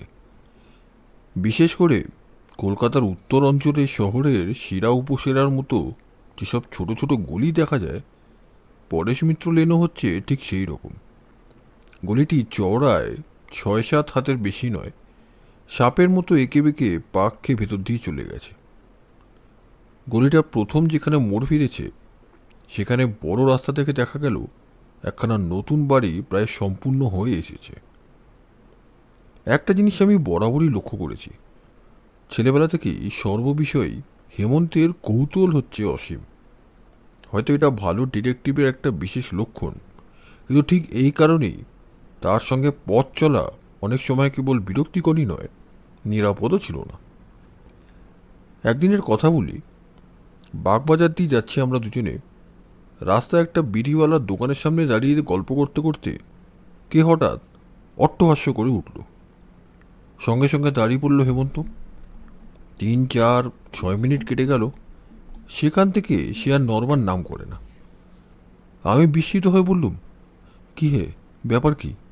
এই দুপুর রোদে মাথার চাঁদি গরম করে উঠল যে, আর কতক্ষণ এখানে দাঁড়িয়ে থাকবো? হেমন্ত আমাকে একটু তফাতে টেনে এনে বললে, রবিন, তুমি ওর দাঁত লক্ষ্য করেছ? দাঁত? কার দাঁত? ওই যে লুঙ্গি পরা লোকটা এখনই হা হা করে হেসে উঠল। দেখো দেখো, আবারও হাসছে, ওর দাঁত দেখো। আমি বিরক্ত হয়ে বললাম, যাও যাও, বাজে বকো না। পথে পথে লোকের দাঁত দেখে বেড়ানো আমার ব্যবসা নয়, চলো। বলেই তোর হাত ধরে টান মারলুম, কিন্তু হেমন্তকে 1 ইঞ্চি নড়াতে পারলুম না। সে বললে, ওর সদন্তগুলো কীরকম অসম্ভব বড় আর লম্বা দেখেছ? সদন্ত? সদন্ত আবার কি? মূর্খ রবিন, তুমি সাহিত্য চর্চা ছেড়ে দাও। তুমি ভালো গোয়েন্দা বা সাহিত্যিক কিছুই হতে পারবে না। মাতৃভাষা জানো না? সদন্ত অর্থাৎ ক্যানাইন টুথ। সাহিত্যিকের কাজ নয় সদন্ত নিয়ে তদন্ত করা। চলে এসো। অসাধারণ ও সদন্ত, তার উপরেও আবার চৌকো চোয়ালের অধিকারী। যেসব বড় বড় পণ্ডিত অপরাধ বিজ্ঞান নিয়ে আলোচনা করেছেন তারা বলেন যে, তারা কি বলেন আমি শুনতে চাই না। এখন আগে আসবে কিনা বলো। এখন আমি যাব কোথায়? আমি আগে ওই লোকটার পরিচয় জানতে চাই। ওই দেখো, লোকটা এগিয়ে চলল। মস্ত বড় লম্বা স্বতন্ত্র, তার উপরে চৌকো চোয়াল, সোনায় সোহাগা। এসো রবিন, আমরা ওর পেছনে পেছনে অগ্রসর হই। হেমন্ত এমন বজ্রমুষ্টিতে আমার হাতের কবজি চেপে ধরল যে তার হাত ছাড়ানো অসম্ভব। বাগবাজারে মোড়ে এসে লোকটা চলল চিতপুর রোডের বাসে। আমরাও বাসে চেপে কিনলাম টিকিট। আমি চুপি চুপি বললাম, এই যে বুনো হাঁসের পেছনে ছোটা হচ্ছে, ওর পরিচয় জেনে আমাদের কী লাভ?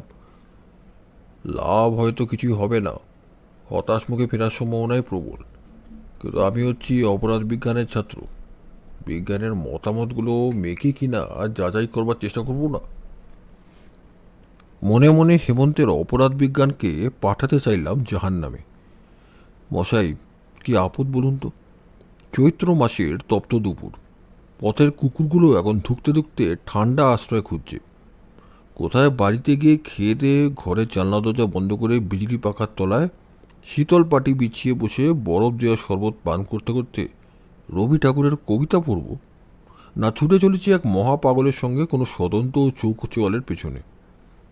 গ্রহের ফের আর কাকে বলে? হতচারা সদন্ত বাস থেকে নামলো হ্যারিসন রোডের মোড়ে। তারপর খানিক এগিয়ে একটা কফিখানায় ঢুকে পড়ল। হেমন্ত রাস্তার ফুটপাতে দাঁড়িয়ে বললে, লোকটার পরিচয় এখনও জানা হলো না তো? আমরাও কফিখানার খরিদ্দার হব নাকি? ভাই হেমন্ত, এবারে দয়া করে আমাকে মুক্তি দাও। তোমার সদন্তের নাম ধাম বংশ পরিচয় তো আমার কাছে নেই। আমি অপরাধ বিজ্ঞানের ছাত্রও নই। আমাকে নিয়ে আর টানাটানি কেন করো? হেমন্ত মাথা চুলকাতে চুলকাতে ভাবছে অতঃপর কি করা কর্তব্য। এমন সময় বড়বাজার থানার এক ইন্সপেক্টর এখানে এসে হাজির হলেন। আরে আরে হেমন্তবাবু যে, এমন অসময় এখানে দাঁড়িয়ে রোদ পোয়াচ্ছেন কেন? হেমন্ত কফিখানার দিকে উঙলি নির্দেশ করে বললে, ওই লোকটাকে দেখছি, ওই যে পরনের ডোরাকাটা সবজি কুঙ্গি, গায়ের ডোরাকাটা লাল কিঞ্জি, বসে বসে গোগরাসে মাংস গিলছে। ইন্সপেক্টর প্রায় মিনিট খানেক ধরে ভালো করে লোকটাকে দেখলেন। তারপর সবিস্ময়ে বললেন, বেটা সাহস তো কম নয়, দিনের বেলা এখানে প্রকাশ্যে বসে ফুর্তি করে খাবার খাচ্ছে। ধন্যবাদ হেমন্তবাবু, ওকে দেখিয়ে ভারী উপকার করলেন। কে ও? আব্দুল মিয়া, মেছোবাজারের গুন্ডা, দাগি আসামি, 7 বার জেল কেটেছে। আজ 3 দিন ধরে একটা খুনের মামলায় ওকে আমরা সারা কলকাতাময় খুঁজে বেড়াচ্ছি। আর ও কিনা আমাদের হাতের কাছেই খোশ মেজাজের সশরীরে বর্তমান। আব্দুল তখনই ধরা পড়ল। হেমন্তের 2 চোখ যেন নাচতে লাগলো। বাড়ি ফেরবার জন্য একখানা ট্যাক্সি ডেকে বললে, ভায়া হে, অপরাধ বিজ্ঞানের মাত্রটা দেখলে তো? পরেশ মিত্র লেনের সেই প্রায় সম্পূর্ণ বাড়িখানা হঠাৎ হেমন্তের দৃষ্টি আকর্ষণ করলে। মিনিট 2 ধরে বাড়িখানা দেখে সে বললে, দেখো রবিন, আজ কিছুকাল থেকে বাংলাদেশে নতুন এক উৎপাত শুরু হয়েছে। স্কাই স্ক্রেপার নামে এক অদ্ভুত, এমনকি বেয়ারা ধরনের বাড়ি আমরা আমেরিকায় দেখে এসেছি। আমেরিকার বায়োস্কোপওয়ালারা ওই কোনারক মন্দির আর তাজমহলের দেশে এসেও সেই ঢঙে মেট্রো সিনেমার বাড়ি তৈরি করেছে। সেটা আমাদের চোখে আঘাত দিলেও মেট্রোর কর্তৃপক্ষকে দোষ দিতে চাই না, কারণ তারা হচ্ছে সেই দেশের লোক যারা বিদেশের ঠাকুর ফেলে স্বদেশের কুকুর ধরে আদর করে মনুষ্যত্বের পরিচয় দেয়। কিন্তু আজকাল বাঙালিরাও দেখছি কলকাতার পথে পথে স্কাই স্ক্রেপারের নকলে ঘরবাড়ি তৈরি করতে লজ্জিত হয় না। এই নতুন বাড়িখানার দিকে চেয়ে দেখো, এই বিদেশি আদর্শের বধজম সহ্য করা অসম্ভব। এমন অনুকরণ প্রিয় জাতি কোনোদিনই স্বাধীন হতে পারবে না। বিরক্ত চোখে হেমন্ত আরও কিছুক্ষণ সেখানে দাঁড়িয়ে রইল।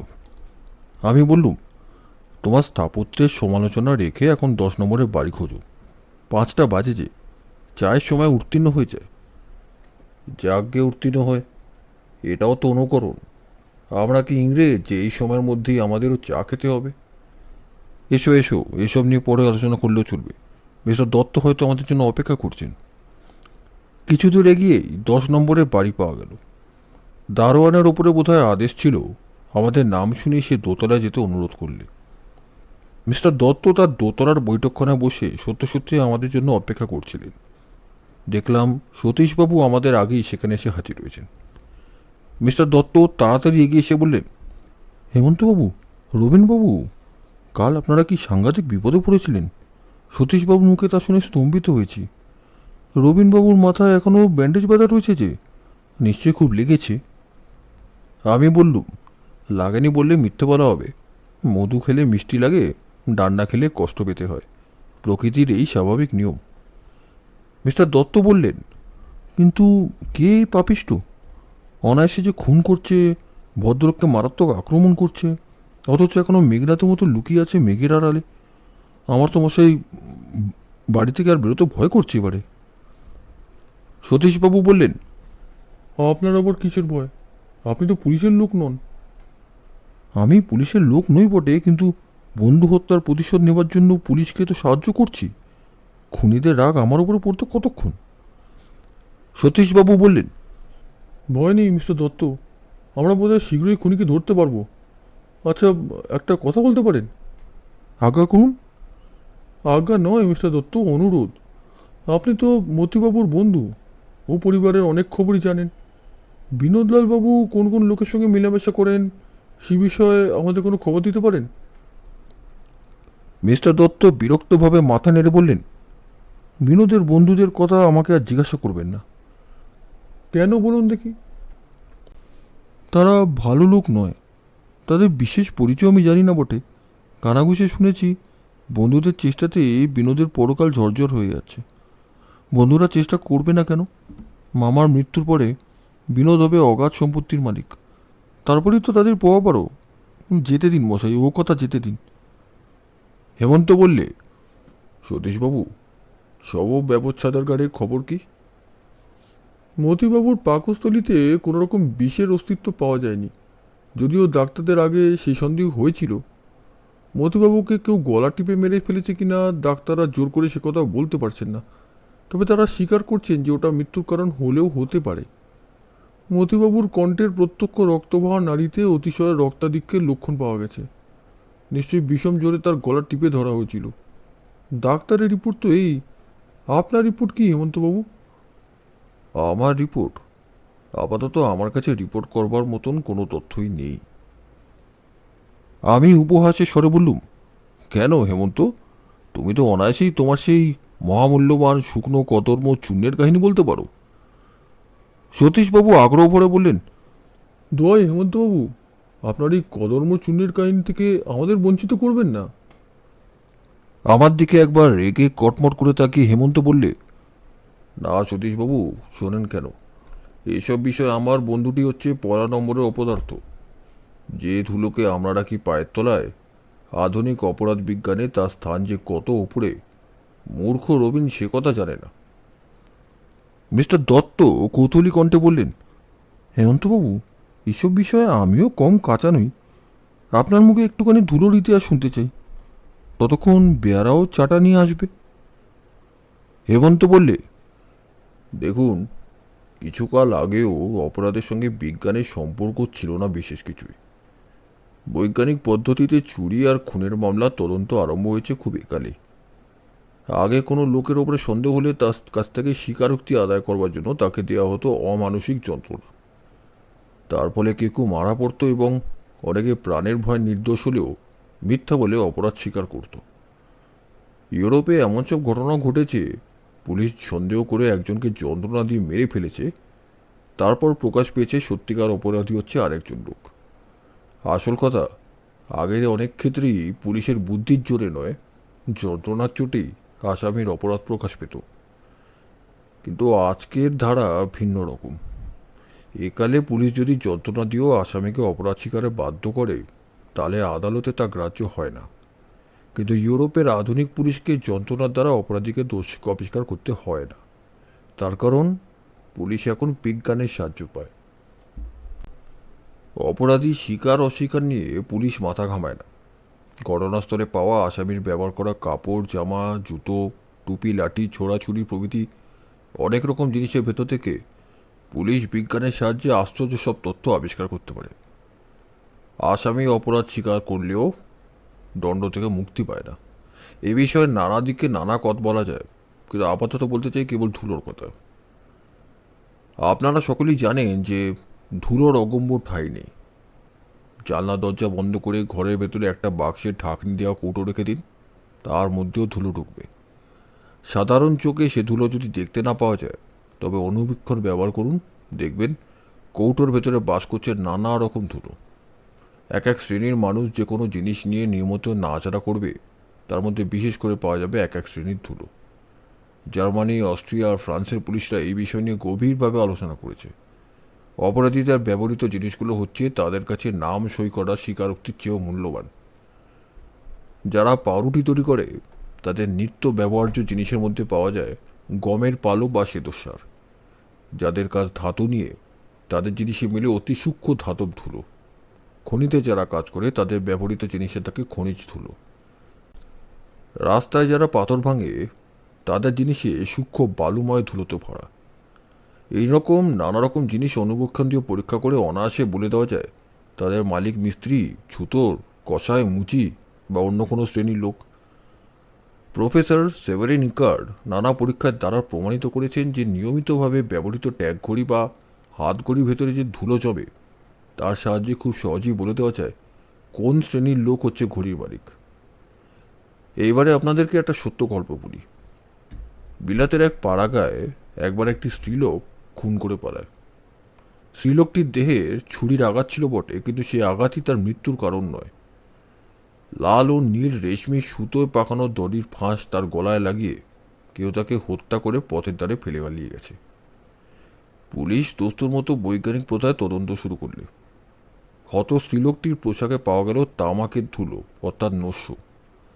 তার জামা কাপড়ের কোথাও কোনো জায়গায় কয়লার গুঁড়ো দেখা গেল। তার ওপরেও আবিষ্কৃত হলো অভ্র, সিলিকেট অফ ক্যালসিয়াম আর ম্যাগনেসিয়াম প্রভৃতি খনিজ পদার্থের ধুলো। কিছুদিন পরেই পুলিশ সন্দেহক্রমে একটা লোককে গ্রেপ্তার করলে। অনুবীক্ষণ দিয়ে তার আঙুলের নখের ফাঁকে দেখা ওই সব অভ্র, কয়লার অন্যান্য পদার্থের অতি সূক্ষ্ম ধুলোচয়, এবং সবচেয়ে যা সন্দেহজনক, নীল আর লাল রেশমি সুতোর টুকরো। জানা গেল সে নস্য নেয়। তার পকেটে একখানা ছুরি ছিল, তাতেও রয়েছে অস্পষ্ট রক্তের দাগ। আসামি বলে সে গ্যাসের কারখানায় আর খনিতে ঠিকে কাজ করে।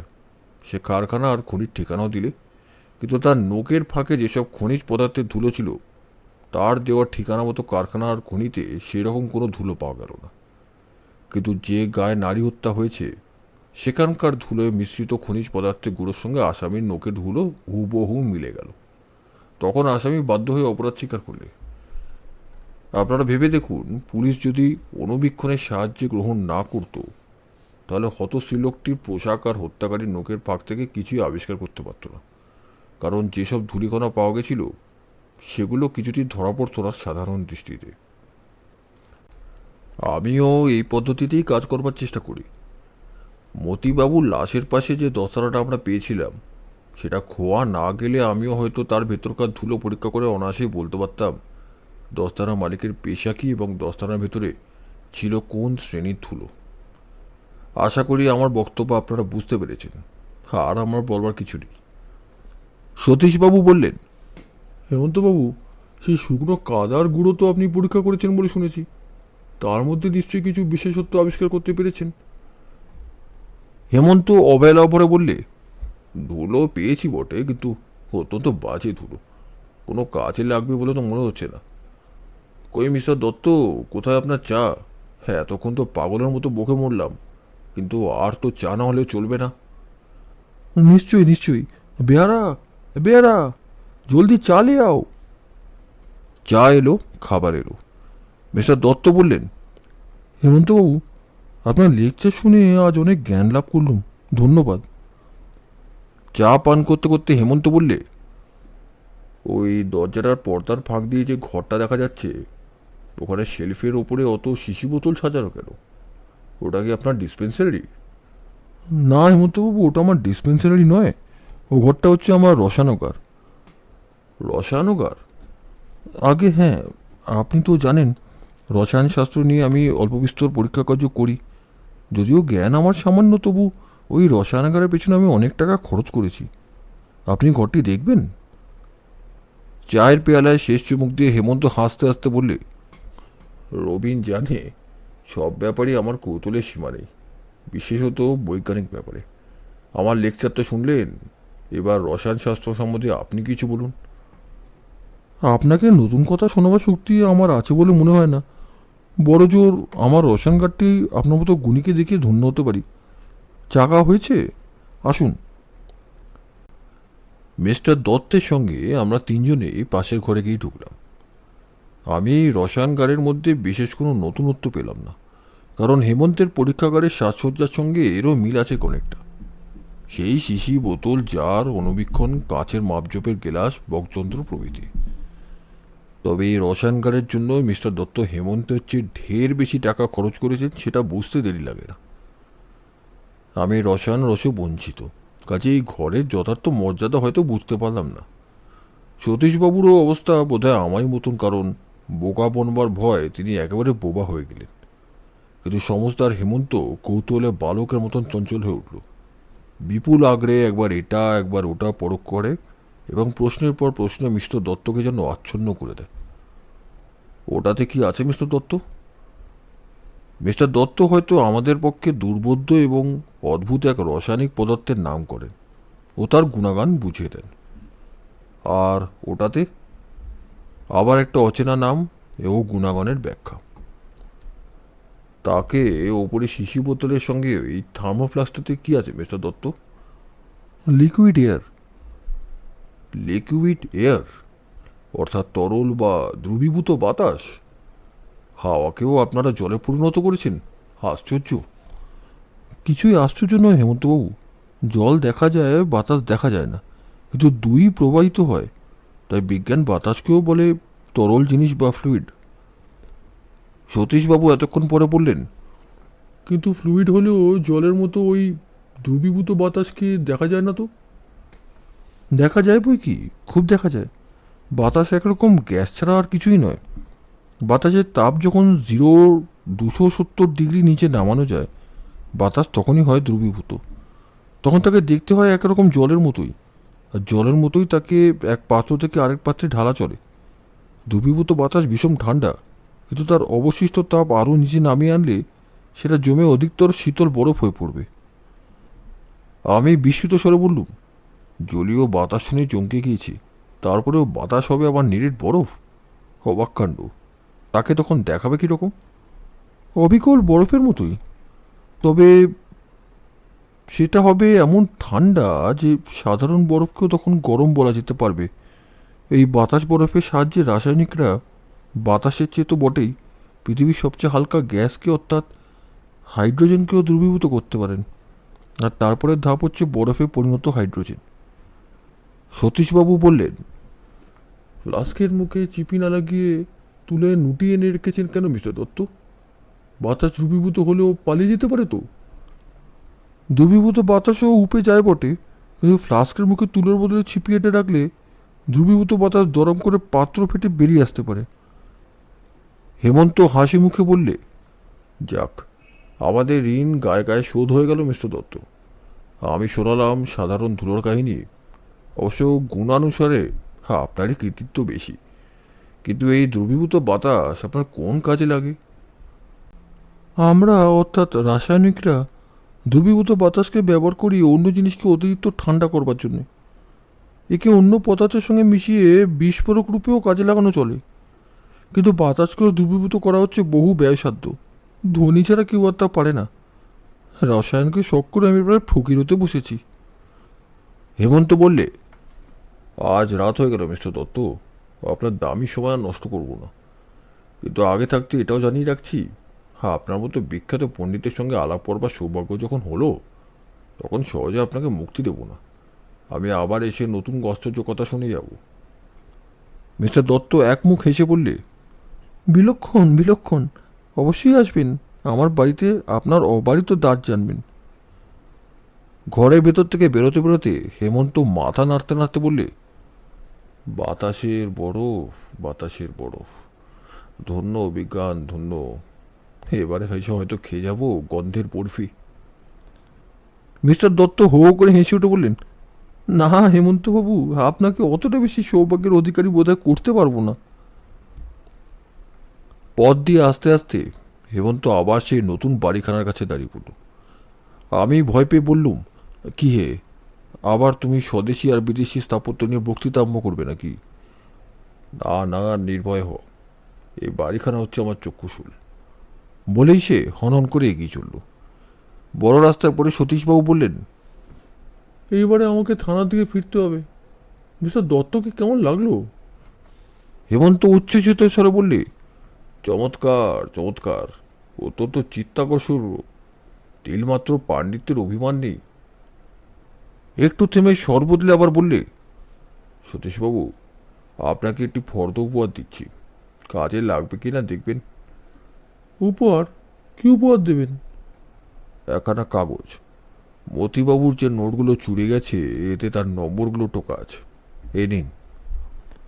অতিশয় বিস্মিতভাবে সতীশবাবু বললেন, হ্যাঁ, এই কাগজ আপনি কোথায় পেলেন? কোনো কথা জিজ্ঞাসা না করলেই বাধিত হব। 2-3 দিন বাদে সবই জানতে পারবেন। চলো রবিন। হতবম্ব সতীশবাবুকে সেইখানে রেখে আমরা ধরলুম বাড়ির পথ।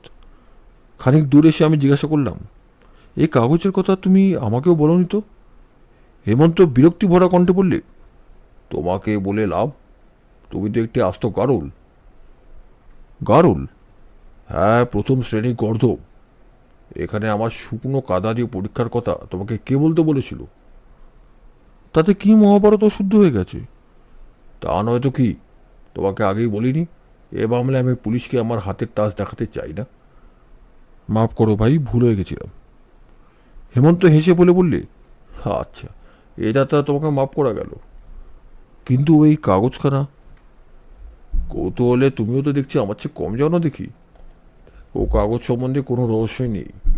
আজ সকালে মতিবাবুর ডায়েরিতেই পেয়েছি নোটের নম্বরগুলো। যে পাতায় নম্বরগুলো তোলা ছিল খুনের দিনই সেখানে লেখা হয়েছে। অর্থাৎ মতিবাবু ব্যাংক থেকে বিকেলে ফিরে এসেই নোটের নম্বর টুকে রেখেছিলেন। মতিবাবু দেখছি খুব সাবধানী লোক ছিলেন। কালকের ও আজকের রাতের কত তফাৎ। কাল ছিল অভাবিত কুয়াশায় চারিদিক কালো, আর আজ আকাশ থেকে শহরের মাথায় ঝরে পড়ছে সোনার চাঁদের আলো। হেমন্ত সেটা লক্ষ্য করে বললে, আজ 3 দিনে প্রকৃতি দেবী 3 রকম বেশ পরিবর্তন করলেন। পরশু দেখলাম শীতের বাদল, কাল দেখলাম শীতের কুয়াশা, আর আজ দেখছি শীতের জ্যোৎস্না। রবিন, তারপর আমাদের পেছনে পেছনে আবার কাকে দেখছি? ফিরে দেখলুম মতিবাবুর ভাগ্নে বিনোদবাবু আসছেন। তার চেহারা যেন আরও শুকনো, রোগা ও ছন্নছাড়ার মতো মনে হলো। হেমন্ত বললে, আরে আরে, বিনোদবাবু যে, এদিকে কি মনে করে? কে? হেমন্তবাবু? রাতের ঠান্ডা হাওয়ায় পথে পায়চারি করছি। আজকাল রোজ সন্ধ্যায় ভীষণ মাথা ধরছে। কিন্তু আপনারা এখানে কেন? মিস্টার দত্ত আজ আমাদের চায়ের নিমন্ত্রণ করেছিলেন। ও, তাই নাকি? আচ্ছা আচ্ছা, আসি। বলেই তিনি ফুটপাত দিয়ে কয়েক পা এগিয়ে গেলেন। তারপর আবার ফিরে এসে বললেন, হেমন্তবাবু, মিস্টার দত্ত কি আমার সম্বন্ধে কোনো কথা আপনার কিছু বলেছেন? না, কিন্তু আপনার এমন সন্দেহের কারণ কি? বিনোদবাবু কিছুক্ষণ ইতস্তত করে বললেন, দেখুন হেমন্তবাবু, মিস্টার দত্ত আমার হতভাগ্য আমার বিশেষ বন্ধু ছিলেন বটে, কিন্তু আমাকে বোধহয় তিনি পছন্দ করেন না। মামার মৃত্যুর দিনে তার সঙ্গে আমার মনোমালিন্য হয়েছিল, এই কথা আপনারা জানেন, কিন্তু তার আসল কারণ কি সেটা কি আপনারা শুনেছেন? আপনি রেস করেন বলে মতিবাবু আপনার উপরে বিরক্ত হয়েছিলেন, তাই তো? হ্যাঁ, আর আর মামার কাছে চোখ খবর দিয়েছিল ওই মিস্টার দত্তই। এটা কি তার উচিত হয়েছে? কেন উচিত হয়নি? আপনি অসৎ সংসর্গে অধঃপতনে যাচ্ছিলেন, তাই তিনি মতিবাবুকে সাবধান করে দিচ্ছিলেন আপনার মঙ্গলের জন্য। বিনোদবাবু কেবল বললেন, ও। হেমন্ত বললে, আপনাকে আমিও একটা কথা জিজ্ঞাসা করতে চাই। করুন। মতিবাবুর হত্যার জন্য কারোর উপরে আপনার সন্দেহ হয় কি? সন্দেহ? কারোর উপরে সন্দেহ করবার অধিকার আমার নেই। বলেই বিনোদবাবু দ্রুত পদে সেখান থেকে প্রস্থান করলেন। আমরা আবার অগ্রসর হলুম। যেতে যেতে আমি বারবার পেছনে ফিরে তাকাতে লাগলাম, কিন্তু বিনোদবাবু একেবারেই অদৃশ্য। হেমন্ত উচ্চ হাস্য করে বললে, রবিন, তুমি বারবার কেন যে পিছনে ফিরে তাকাচ্ছ সে কথা আমি বলতে পারি। বলো দেখি। তোমার মনের ভাবটা হচ্ছে এরকম, কাল রাতে পথে যখন আমাদের আর এক পাহাড়ওয়ালা উপরে আক্রমণ হয়েছিল, ঠিক সে সময় ঘটনাস্থলের কাছে বিনোদকে দেখা গিয়েছিল। আজও হলো আমাদের পেছনে বিনোদের আকস্মিক আবির্ভাব। এর মধ্যে কোনো যোগাযোগ আছে কিনা? বিনোদ আবার লুকিয়ে লুকিয়ে আমাদের পেছনে আসছে না তো? কেমন, তাই তো? হেমন্তের কথা যে সত্য সেটা অস্বীকার করবার উপায় নেই। পরদিন বৈকালে বসে বসে হেমন্তের সঙ্গে গল্প করছি, এমন সময় সতীশবাবু এসে ঢুকলেন ঘরের ভেতরে। হেমন্ত বললে, হঠাৎ এই সময়? কোনো খবর টবর আছে নাকি? সতীশবাবু চেয়ারের ওপরে বসে পড়ে বললেন, ভালো মন্দ দুই খবরই আছে। যথা? সেই ভাঙা কাচের গেলাসের উপরে আঙুলের ছাপ পাওয়া গেছে। সুখবর বটে। আমাদের পুরনো দপ্তর থেকে এক আসামির আঙুলের ছাপ বেরিয়েছে, দুই ছাপই একই আঙুলের। সাগ্রহে আমাদের দিকে ঝুঁকে পড়ে হেমন্ত বললে, কে সেই আসামি? একে একে সব বলছি। 20 বছর আগে জাল নোট চালাবার চেষ্টা করে হরিহর নামে একটা লোক ধরা পড়েছিল, কিন্তু মামলা বিচারাধীন। সেই সময় একদিন সে হাজত থেকে সরে পড়েছিল পুলিশকে ফাঁকি দিয়ে। তারই আঙুলের ছাপের সঙ্গে গেলাসের আঙুলের ছাপ মিলে গেল অবিকল। সেই হরিহর এখন কোথায়? কেউ তা জানে না। হয়তো তার আসল নাম হরিহরই নয়। যখন সে হাজতে ছিল তখন অনেক চেষ্টা করেও পুলিশ তার যথার্থ পরিচয় আদায় করতে পারেনি। তবে তার কথাবার্তা, হাবভাব ও ব্যাপারে এইটুকুন অনুমান করে গিয়েছিল সে ভালো ঘরের ছেলে আর সুশিক্ষিত। পুলিশ যার পর নাই খোঁজ নিয়েও আর হরিহরের কোনো পাত্তাই পায়নি। আজ 20 বছর পরে হরিহরের অস্তিত্ব পাওয়া গেছে ভাঙা কেলাসের কাছে। জালিয়াত অজ্ঞাতবাস থেকে ফিরে এসেছে হয়ে হত্যাকারী, কিন্তু আবার সে অদৃশ্য হয়েছে। হরিহরের কোনো ছবি আপনাদের কাছে নেই? সে নাম বদলাতে পারে, চেহারা বদলাতে পারবে না তো? ছবি নিশ্চয়ই আছে, এ নিন তার ছবি। সতীশবাবু একখানা ফটো বার করে টেবিলের ওপরে রাখলেন। আমি ঝুঁকে পড়ে দেখলাম একটি অত্যন্ত শান্তশিষ্ট যুবকের চেহারা। চোখ বড় বড়, নাক টিকলো, দাড়ি খুব কামানো, মাথায় লম্বা চুল। ছবিখানা খানিকক্ষণ মন দিয়ে দেখে হেমন্ত বললে, 20 বছর আগে হরিহরের বয়স ছিল কত? 22-24-এর বেশি নয়। তাহলে আজ তার বয়স হবে 42 কি 44। এতদিনে তার চেহারা যথেষ্ট পরিবর্তন হওয়া সম্ভব। আচ্ছা, ছবিখানা আজ আমার কাছে থাক। আমি বললুম, মতিবাবুকে খুন করতে এসেছিল দুজন লোক। বোঝা যাচ্ছে তাদের মধ্যে একজন হচ্ছে হরিহর, কিন্তু আর একজন কি? সতীশবাবু ম্লান হাসি এসে বললেন, সেটাও আমরা আন্দাজ করতে পেরেছি, কিন্তু দুর্ভাগ্যক্রমে সেও পুলিশের হাতছানি লম্বা দিয়েছে। হেমন্ত সবিস্ময়ে বললে, পালিয়েছে? কে পালিয়েছে? শুনুন, মতিবাবুর চোরাই নোটের নম্বরগুলো আপনি কি উপায় সংগ্রহ করেছেন জানি না, কিন্তু খোঁজ নিয়ে জানা গেল কারেন্সি থেকে আজই কেউ এমন 10খানা 1000 টাকার নোট ভাঙিয়ে নিয়ে গেছে, যার নম্বরগুলো আছে আপনারই দেওয়া কাগজে। বলেন কি মশাই? হ্যাঁ, তারপরেই খবর পেলুম আজ সকালে বিনোদলালকেও কারেন্সি অফিস থেকে বেরিয়ে আসতে দেখা গেছে। বিনোদবাবু কি বলেন? আপাতত বিনোদের মতামত জানবার কোনো উপায় আর নেই। মানে? বিনোদ পালিয়ে গেছে। পালিয়ে গেছে? বিনোদ পালিয়ে গেছে? উত্তেজিতভাবে হেমন্তের চেয়ারের উপরে সিধে হয়ে বসল। একেবারে নিরুদ্দেশ। কারেন্সি অফিস থেকে বাড়িতে ফিরে এসে আবার কখন যে কোন পদ্দিশে অদৃশ্য হয়েছে কেউ তা দেখতে পায়নি। বিনোদের নামে ওয়ারেন্ট আমি তৈরি করেই রেখেছিলাম, কিন্তু তাকে গ্রেপ্তার করতে গিয়ে দেখি খাঁচার ভেতরে পাখি আর নেই।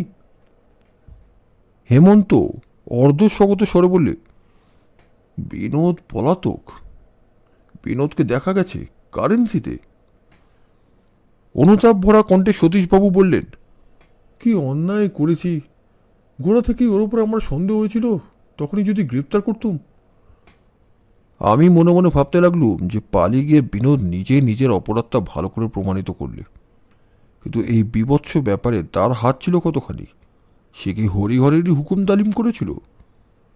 হরিহরে কি তাহলে তার সঙ্গে দেশ ছাড়া হয়েছে? হেমন্ত হঠাৎ দৃঢ় স্বরে বললে, নিশ্চিন্ত হন সতীশবাবু, আমাকে আরও দিন 3 সময় দিন। তার ভেতরই বোধহয় মামলাটার একটা কিনারা আমি করে ফেলতে পারবো। সতীশবাবু বললেন, এ মামলার একরকম কিনারা তো করেই এনেছি, পাজি বিনোদ গা ঢাকা দিয়ে তো যত মুশকিলে ফেললে।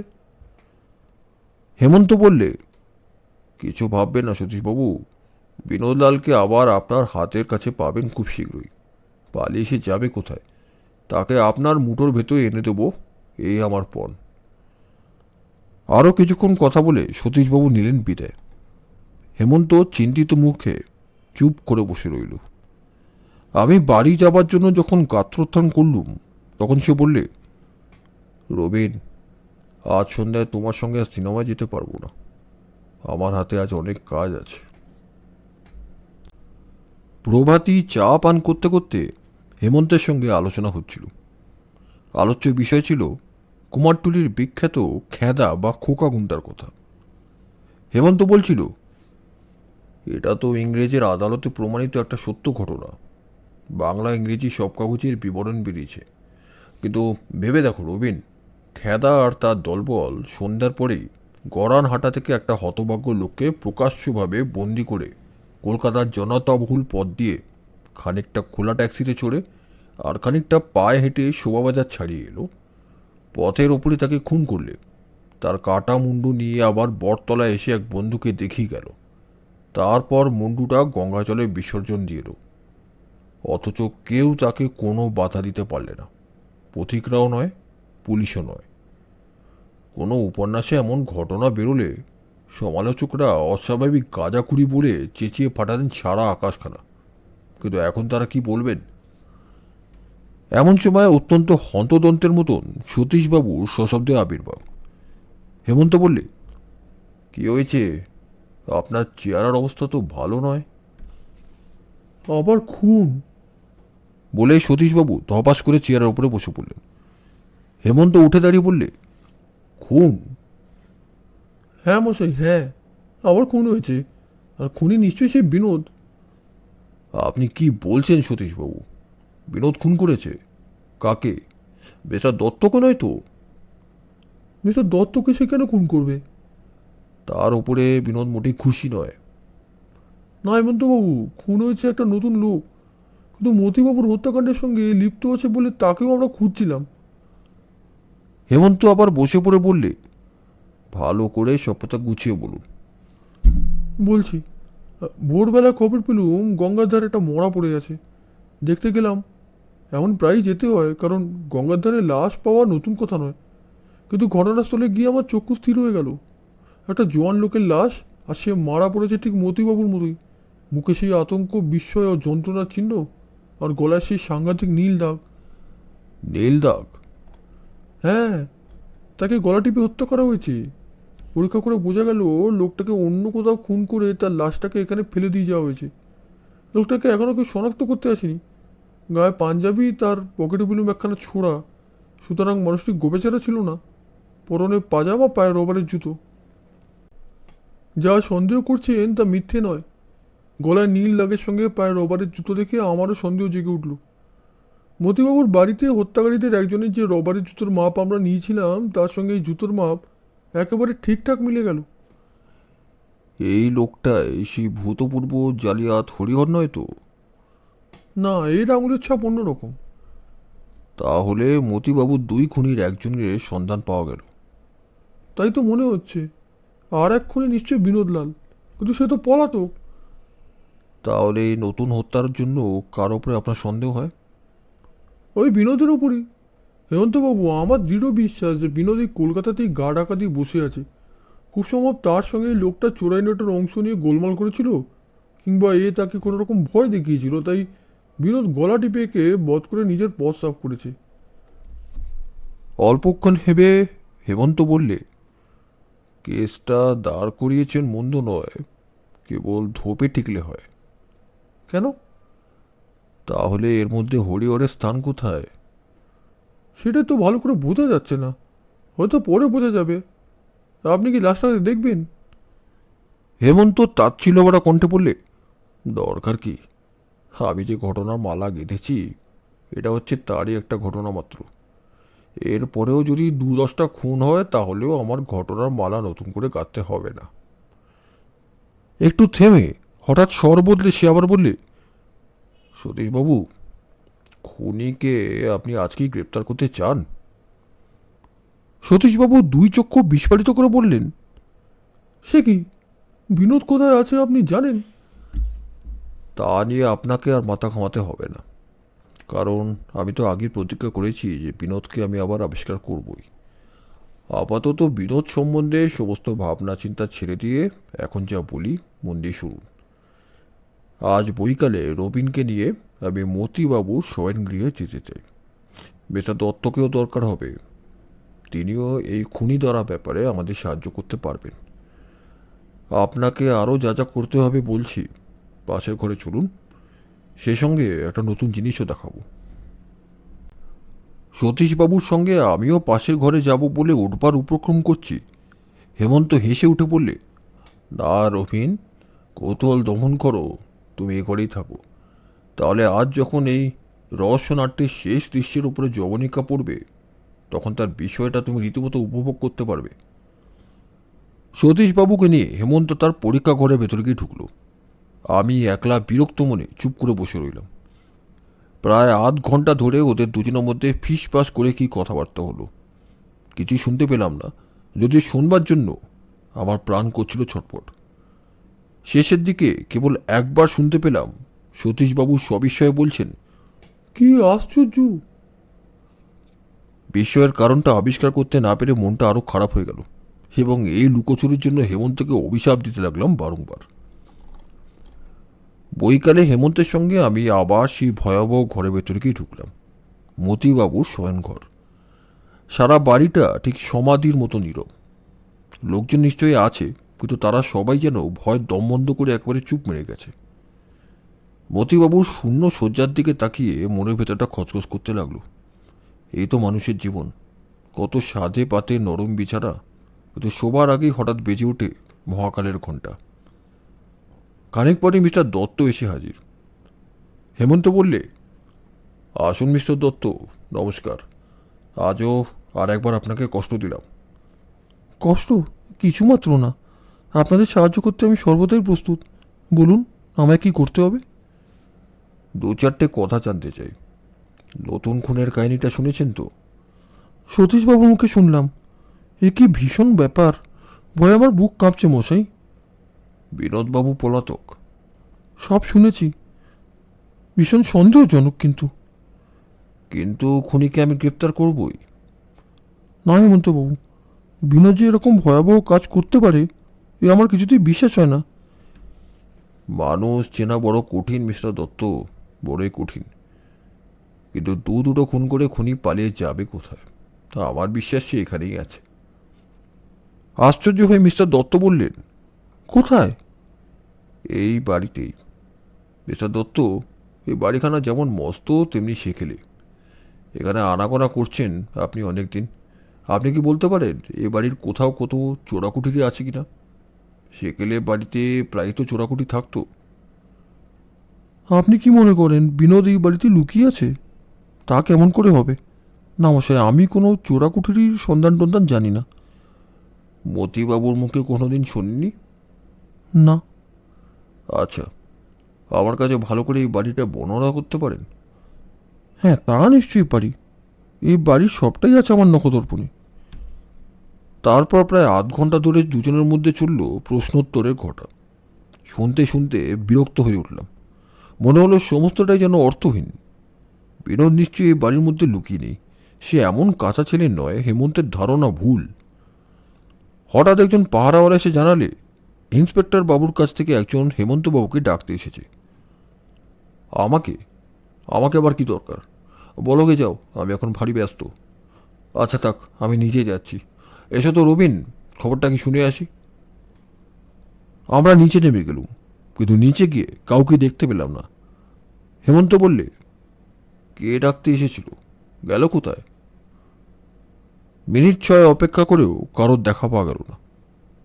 হেমন্ত বিরক্ত হয়ে বললে, চলো ওই যাক ইন্সপেক্টর বাবুর লোক, আমার এখন অনেক কাজ, চলো আবার ওপরেই যাই। ঘরে ঢুকে হেমন্ত আবার টেবিলের সামনে গিয়ে বসে পড়ল। মিস্টার দত্ত জিজ্ঞাসা করলেন, কে এসেছিল? কেউ না, মিছে কেবল সময় নষ্ট হলো। হ্যাঁ, আপনি কি বলছিলেন যেন? এ বাড়ির সিঁড়ির তলায় চোরাকুটির মতো একটা ঘর আছে, সে ঘরে কয়লা থাকে? আগে হ্যাঁ। তাহলে আপনার মতে বিনোদ এখানে নেই? না। মিনিট 5 ধরে হেমন্ত গম্ভীর মুখে ভাবতে লাগলো। তারপর ঘরের বাইরে সিঁড়ির উপরে শুনতে পেলাম ভারী ভারী পায়ের শব্দ। দরজা ঠেলে ঘরের ভেতরে প্রবেশ করলেন হাসি মুখে সতীশবাবু।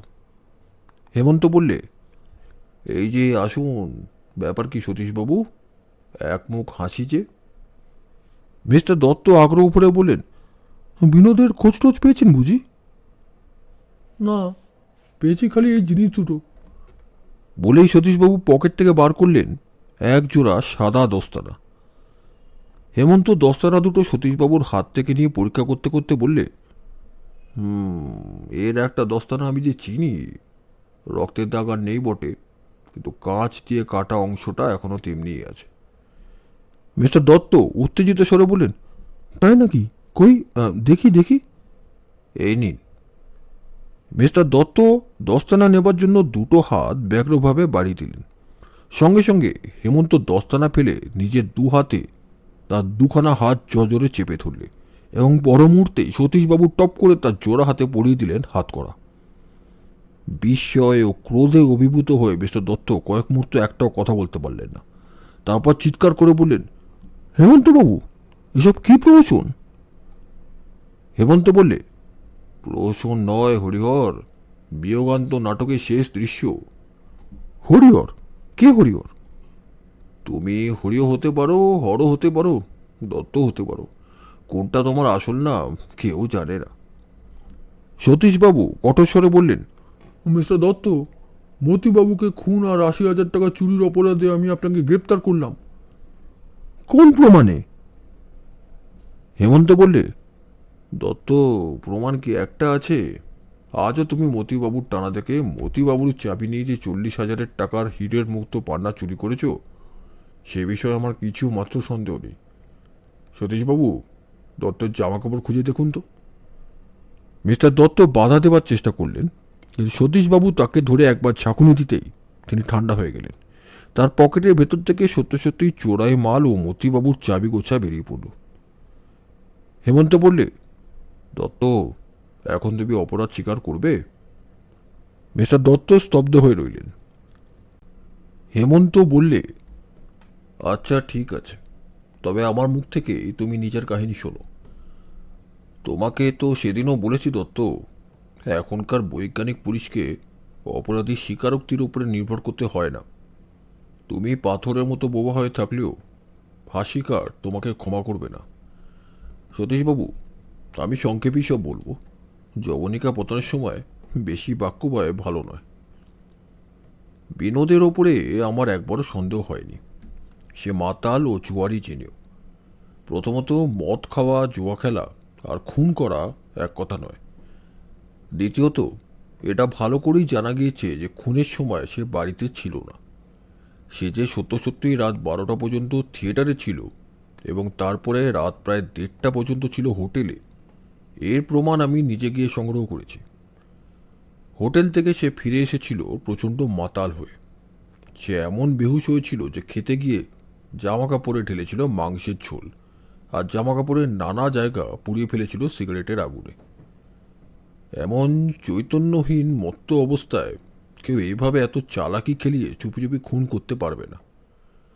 সতীশবাবু, কেবল এই একটি মাত্র কারণেই বিনোদের ওপরে সন্দেহ করা আমাদের উচিত হয়নি।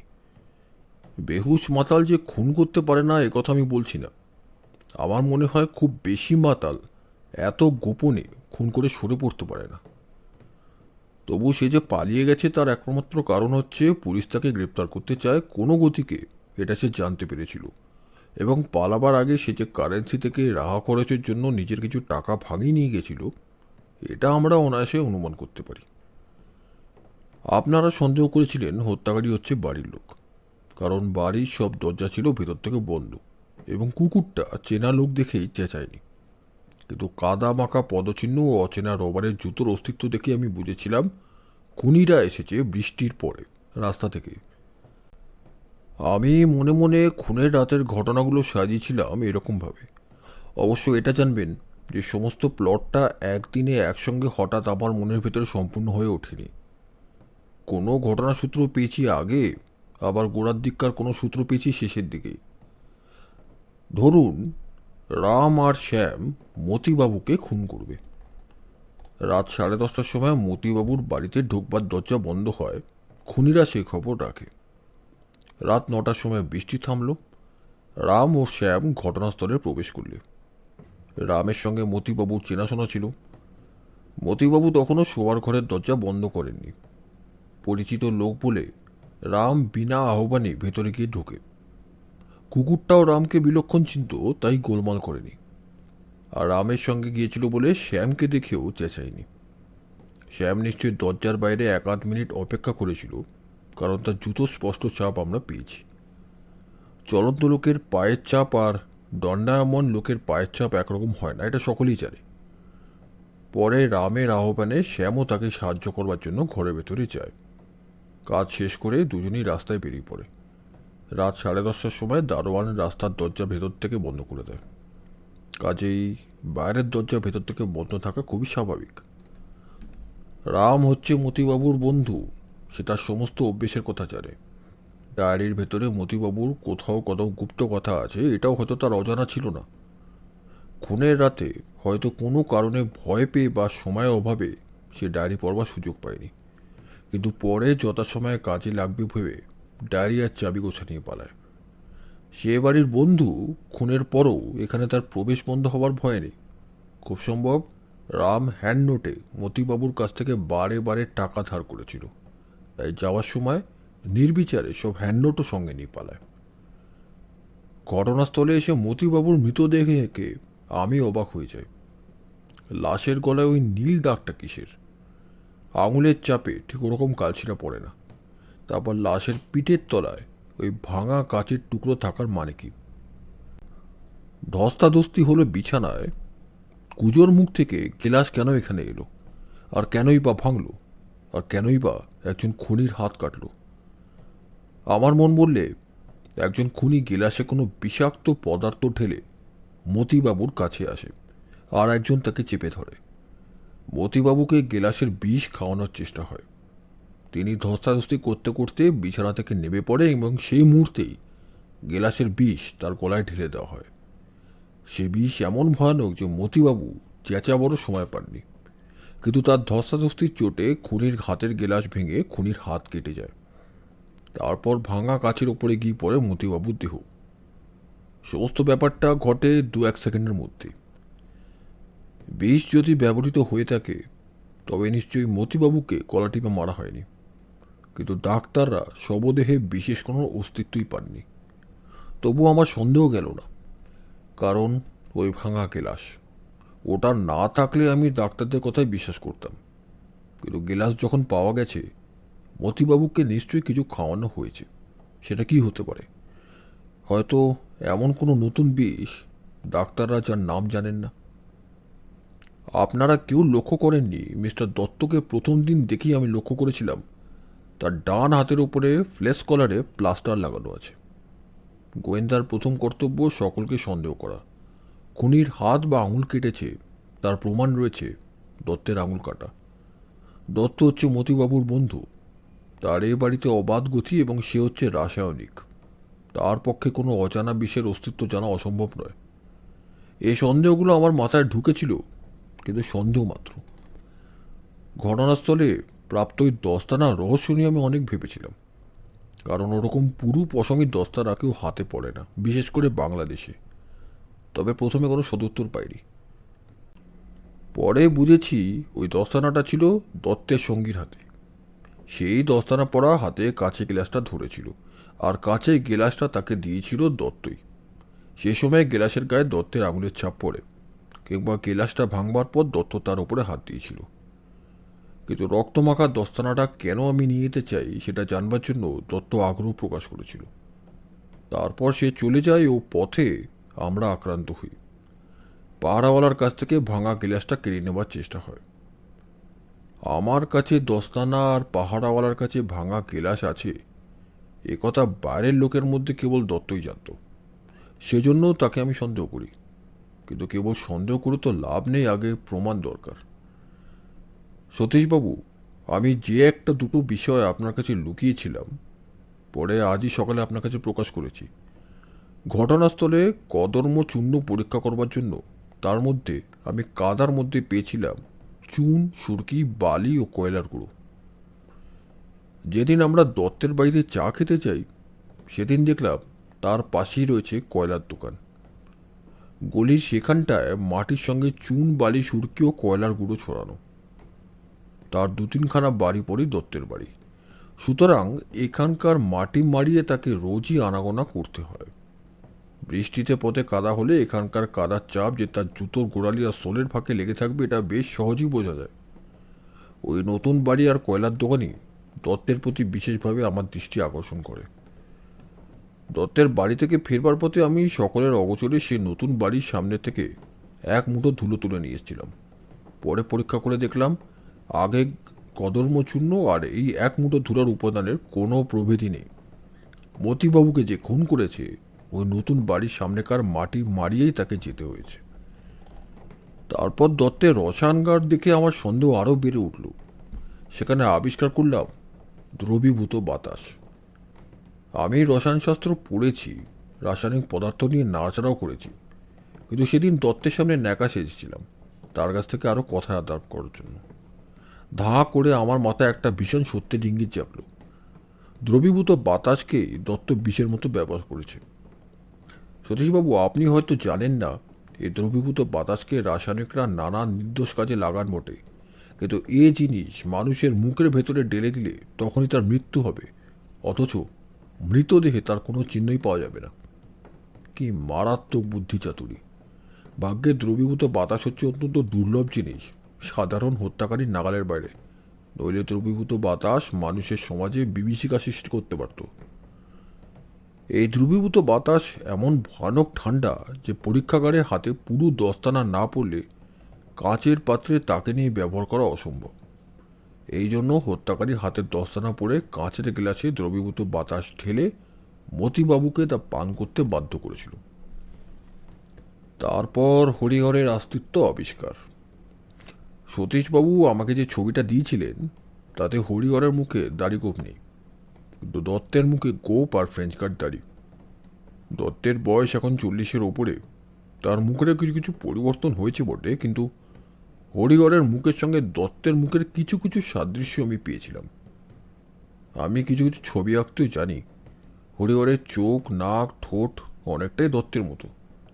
তাই কৌতূহলের বশবর্তী হয়ে হরিহরের ছবির মুখে বসিয়ে দিলাম দত্তের মতন গোঁফ আর ফ্রেঞ্চ কাট দাড়ি। ফল হলো বিস্ময়কর। বুঝেছ রবিন, সতীশবাবু সেই ছবি দেখে সেখানকে প্রথমে দত্তের ছবি বলেই ধরে নিয়েছিলেন। তারপর আমাদের জানতে বাকি রইল না আমাদের দত্তমশাই থুড়ি মিস্টার দত্ত হচ্ছেন কোনো দেশের বাজ পাখি। লিকুইড এয়ার দিয়ে দত্ত তার পাপ কাজের সঙ্গীকেও পাঠিয়ে দিয়েছে জমের বাড়ি। কী করে তাকে মারা হয়েছে এখনও তার প্রকাশ পায়নি বটে, তবে হত্যাকারী যে দত্ত তাতে আর সন্দেহ নেই।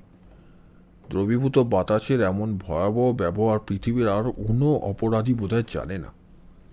দত্ত তাকে মেরেছে কেন? একজন সাক্ষী বা অংশীদার বা পথের কাঁটা সরাবার জন্য।